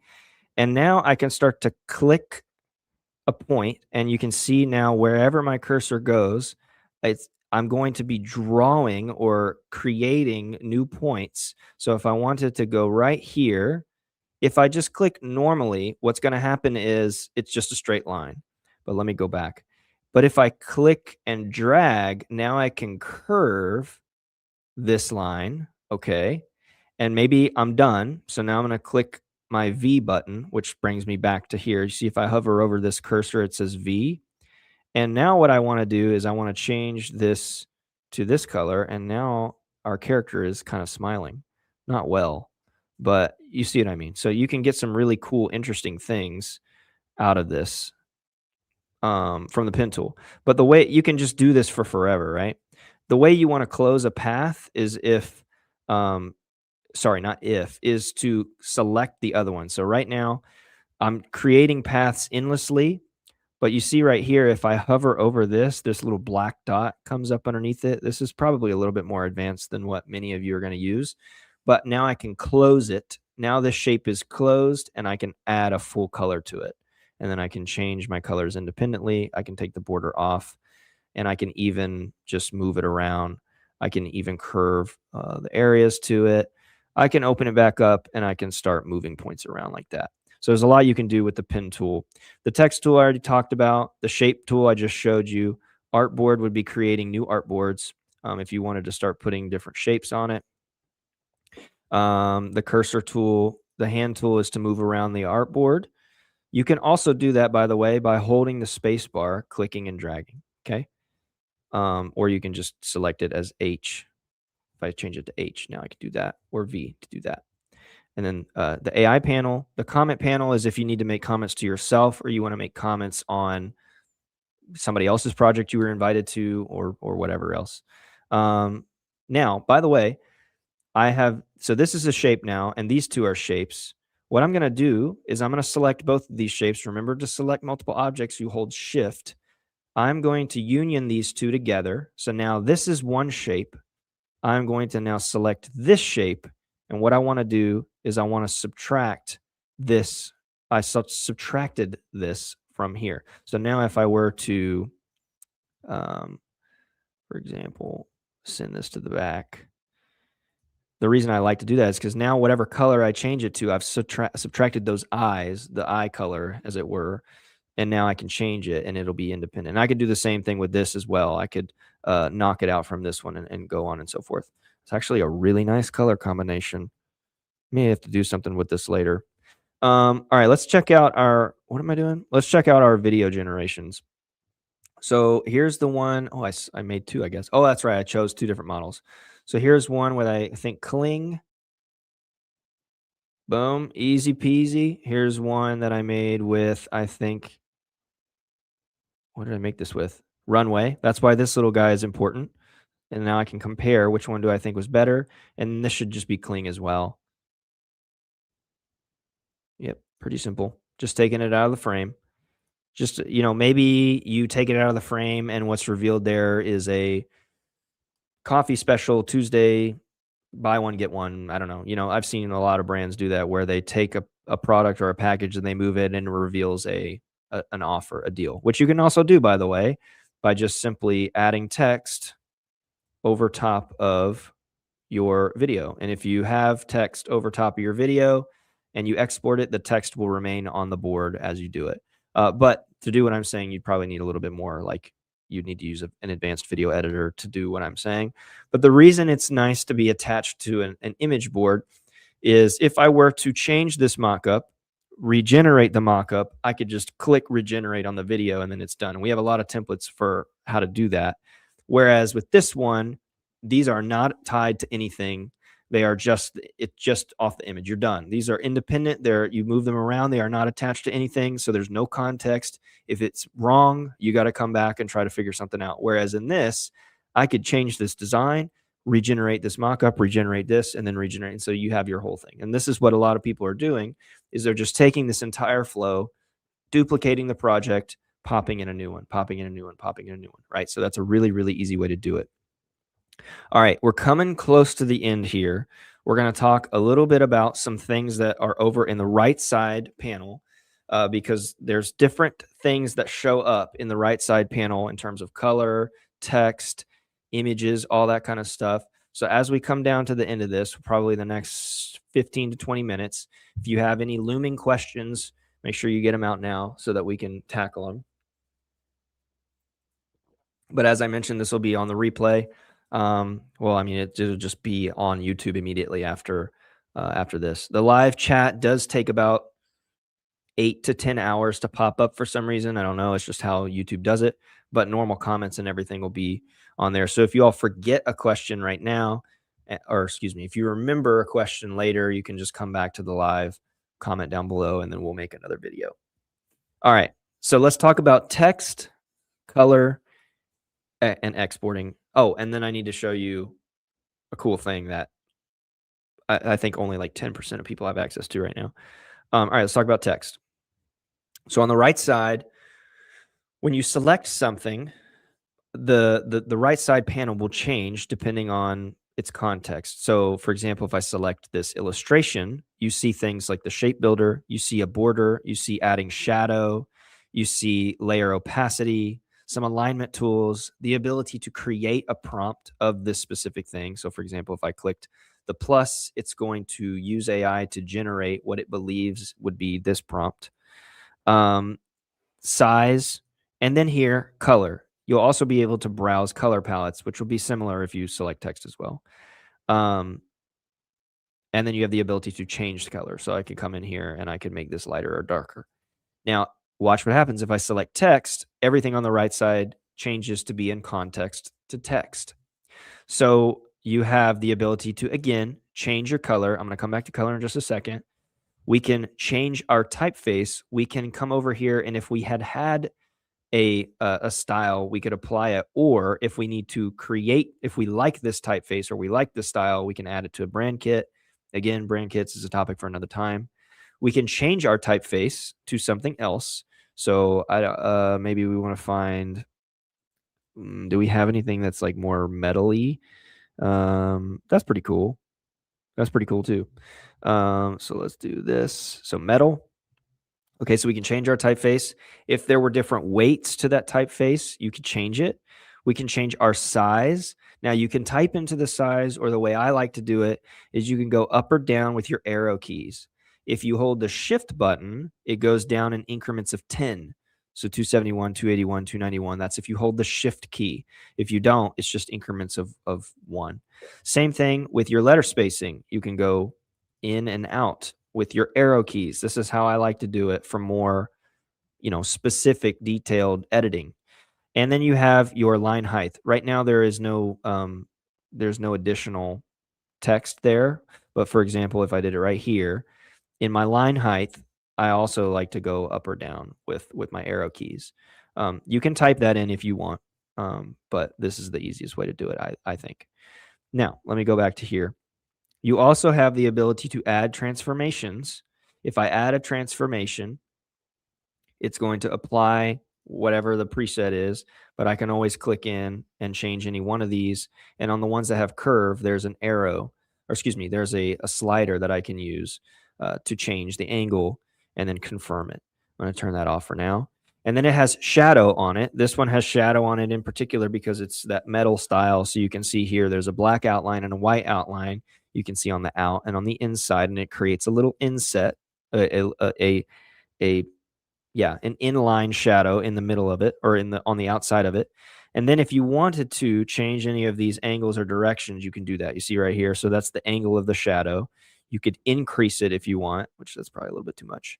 And then the outline, which is that black stroke, you can keep adding it or make it less or more, or whatever you think is best.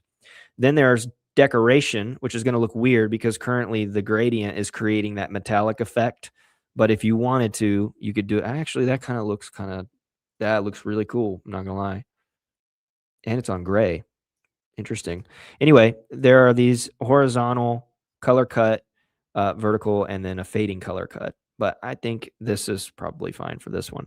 So you've got transform, you've got text shadow, you've got alignment. So the way alignment works is right now it's centered. If I do left, it goes to the left side of the bounding box.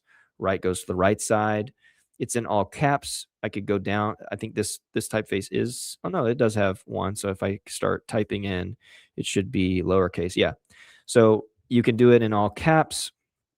If there are glyphs, you can do, and ligatures, you can use them, meaning, for example, let's say this A had like a looming swoosh underneath it, underneath the L, and the L comes up like that. That would be a ligature. This font probably doesn't have any. Now you can open up the glyphs panel and see. You can see all of the characters if you're trying to find one, or if you're trying to find like the registered symbol and you don't know what the key command is, or if you're trying to do a different language or whatever, you can just open up the glyphs and you'll be able to see all of this stuff. And some particular fonts will have, like this one has the TM. Some will have little icons and stuff. So it's kind of fun to like explore the glyphs panel. And then if you need to underline or strike through your text, you can do so, which will apply the effects, by the way. So keep that in mind. And then if you want to justify your text, you can do it from the justified setting, which is this is kind of like the overflow text settings. But let's talk about color for a second. So on anything, whether you're selecting an illustration or you're selecting text, you have the specific color box. This has a gradient, a very intense gradient on it, where you can see all of these different little blocks in here. And if I move any one of these around, you can see it kind of like starts to destroy the effect a little bit. But we had some questions on how to change it and how to add different colors. So obviously I could select any one of these colors and I could start changing the actual color of it to something else. Like if I wanted to just really make a weird looking gradient, I can select any one of these individual ones. If I wanted to change the kind of gradient to radial, I could click radial, and now it does a really weird thing. It's almost like a black hole is opening in the middle of this thing. Or I could go back to linear as the way it was, and I can start changing the degrees. Maybe we want to do 180, sure, or we want to do 60 or whatever it is. You can see how the line of the gradient changes. It's pretty interesting. You can get some really interesting effects with this guy. But if we wanted to start one from one that does not exist, so let's say that this one has two colors. It has the yellow and it has the black, and we want the yellow to be a gradient for some reason. I would come over here and I would click on linear if I want it to be linear. And then let's say we don't want it to be like yellow to black. We would come back to the yellow area, and maybe we want it to be like, let's see here. Actually, let's select this red, and then I'm just going to save myself the trouble by doing this right here. But then what that's going to do is set the opacity back to like full. And what we'll need to do is come in here and we'll need to start changing one or the other thing. So maybe we want this one to be a lot darker. And now you can see that this one in the bottom is like a brighter yellow. This one is a darker orange. But if I grab this, I can change that to be like a different amount. So maybe I want the yellow to be the dominant amount, and I want the orange to be like just above the chest. I could do it that way, but check this out. Maybe I want a third color, and you see how when I'm over the bar right here, if I click the little arrow or if I click the little cross, it adds a third color. So now I can find a color in between the orange and the yellow. Maybe we want to go with like somewhere in between, and you can create a much more subtle approach from the yellow to a dark yellow to an orange. And you can keep doing this as many times as you want. And if I don't want that color, I can click and drag it off, and it goes away. So it's pretty intense. The way that the color settings work, it is pretty robust, but I think you can get some really, really cool effects. Here's another really cool thing. If you have a gradient already applied somewhere in the project, you'll be able to see it down here, right? So you can see the gradient I just made, but if I like the gradient of the text, like the metallic effect, I could hover over it, which I wouldn't do for this illustration. But if you wanted to apply it to another piece of text, you could do it that way. Now, you could also browse color palettes. You can find the color palettes that are in your brand kit specifically. If you have any, I only saved that one. Or you can hover over. And because I've created a gradient, it's going to take the color from the palette and apply it as a gradient. It's pretty cool, right? Saves you a lot of time. This one actually looks pretty cool. Maybe a little too dark, but it is pretty cool. So that's how the color settings work. You can also come in here, and now you can see like everything in your project, all of the different colors, all of the hex codes. It's pretty robust. But when you select one, it just shows you those specific colors. So if I'm outside of it and you see this, it's all of the colors that are currently in your project. Don't worry, you can always select a specific illustration or text, and then you're back here to show the specific colors of just that illustration. We didn't talk specifically about alignment tools, but for example, if I have this box and I want it to be aligned to the center, I can align it to the center. I can align it to the middle. I can left align it to the artboard, right align it. You can align text together if I want this to be left aligned like this. Only problem is this one is centered, so I'd have to come over here, left align it. Now I could do it as to the right, to the center, what have you. Pretty nice. All right, so let's talk about export settings really quick. In your export area, you can select anything. In this case, I will do this coffee package because maybe it's ready to print it. Remember, I could do a quick export, but you have a lot more robust settings here. Not only that, maybe you want to go ahead and export something else like this mockup. Now you can select the mockup, and you have selected both boards. Let's just do this one for now. You can go ahead and increase the size. So maybe you want this to go ahead and be 1500. Now it's going to export at 1500 by 1500. And it'll show you the inches here. Maybe you want to export it as a PDF. Maybe you want it to be SVG and you're going to start working at it somewhere else. You can do that if you want. If you switch to PDF, you will be able to switch it to CMYK. So if you're ready to actually print it.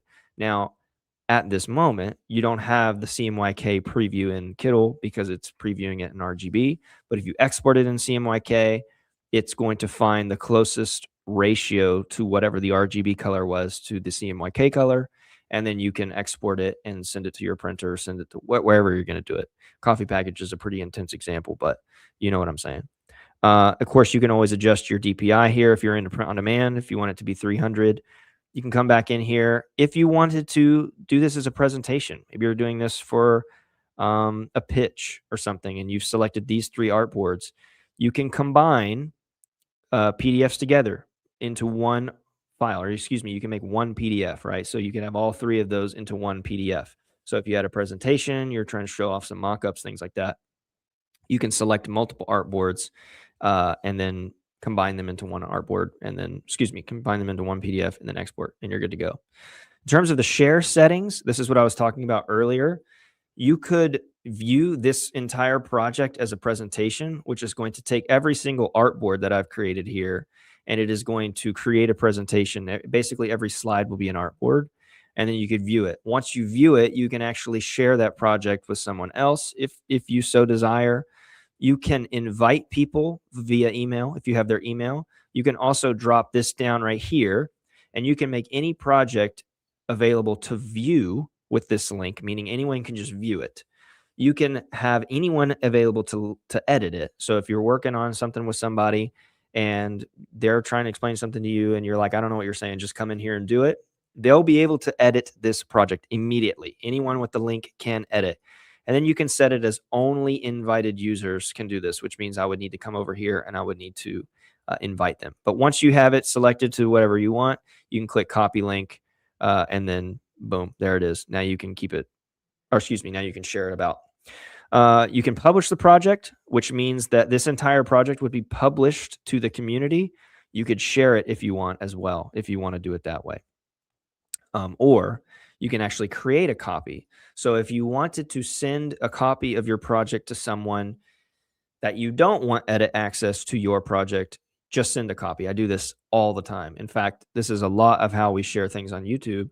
If we're doing something custom, and that way I don't come back into my project and see all of you have deleted it. I just create a copy of it, and then you can just open it and have you do what you want at will. So this is a way to send a copy if you'd like. All right. Let me make sure I've gone through some of the basics here, and there's a lot more obviously to go into, but I think that's covering a lot, at least in 2 hours. Let me make sure. Let's see. Yes, the live is recorded in about 20 minutes. Oh, it should be available for replay in like 5 minutes after this ends because it is dedicated to YouTube. All right. So let me stop sharing this screen, and what I'm going to do, I'm going to pull up another screen, which is my Kittl editor, to show you just one thing. I'll just do one thing and then you guys can go because I know it's been a long time. And yeah, let me come back here.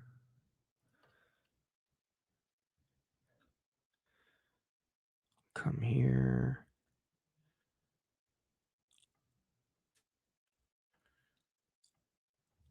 Gonna do this. All right. Let's see. Do I have the thing? No, I don't. Bummer. All right. Let me share the screen. We're gonna go share screen. We're gonna go here. We're gonna go here. All right. So one thing that's really cool. Well, let me just show you this real quick. Let me go to elements. Let me go. Cool.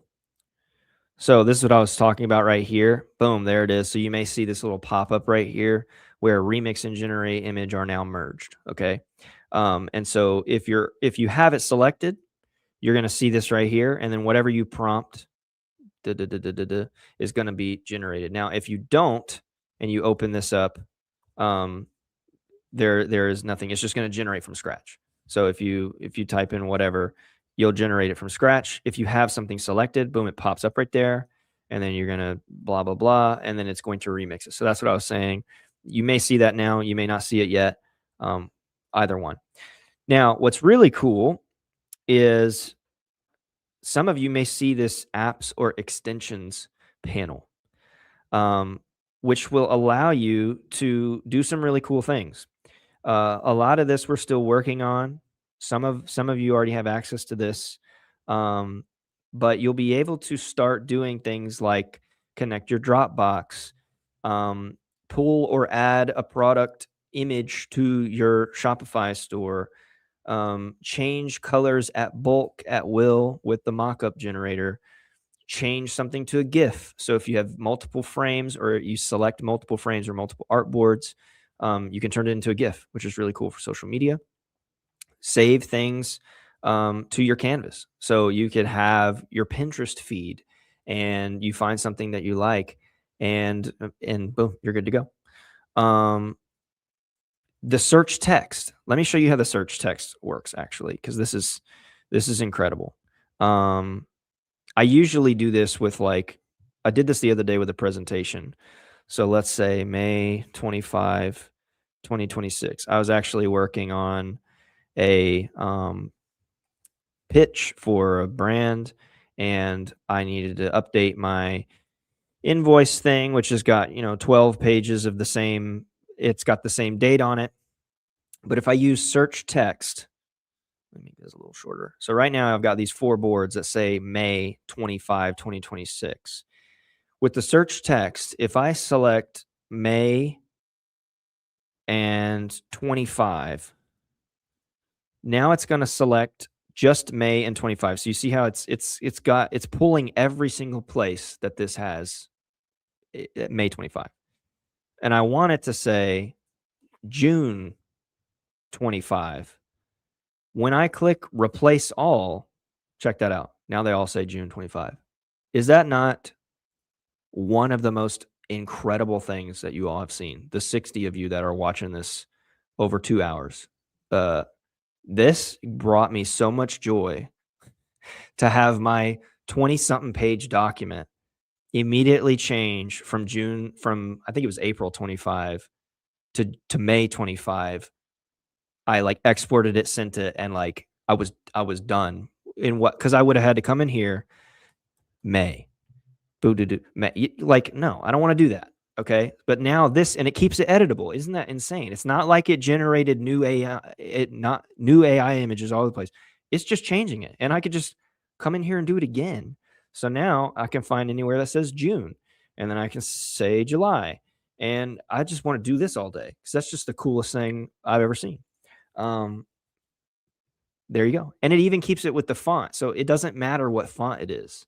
This is just this font. I had a custom uploaded font I was using and it still worked.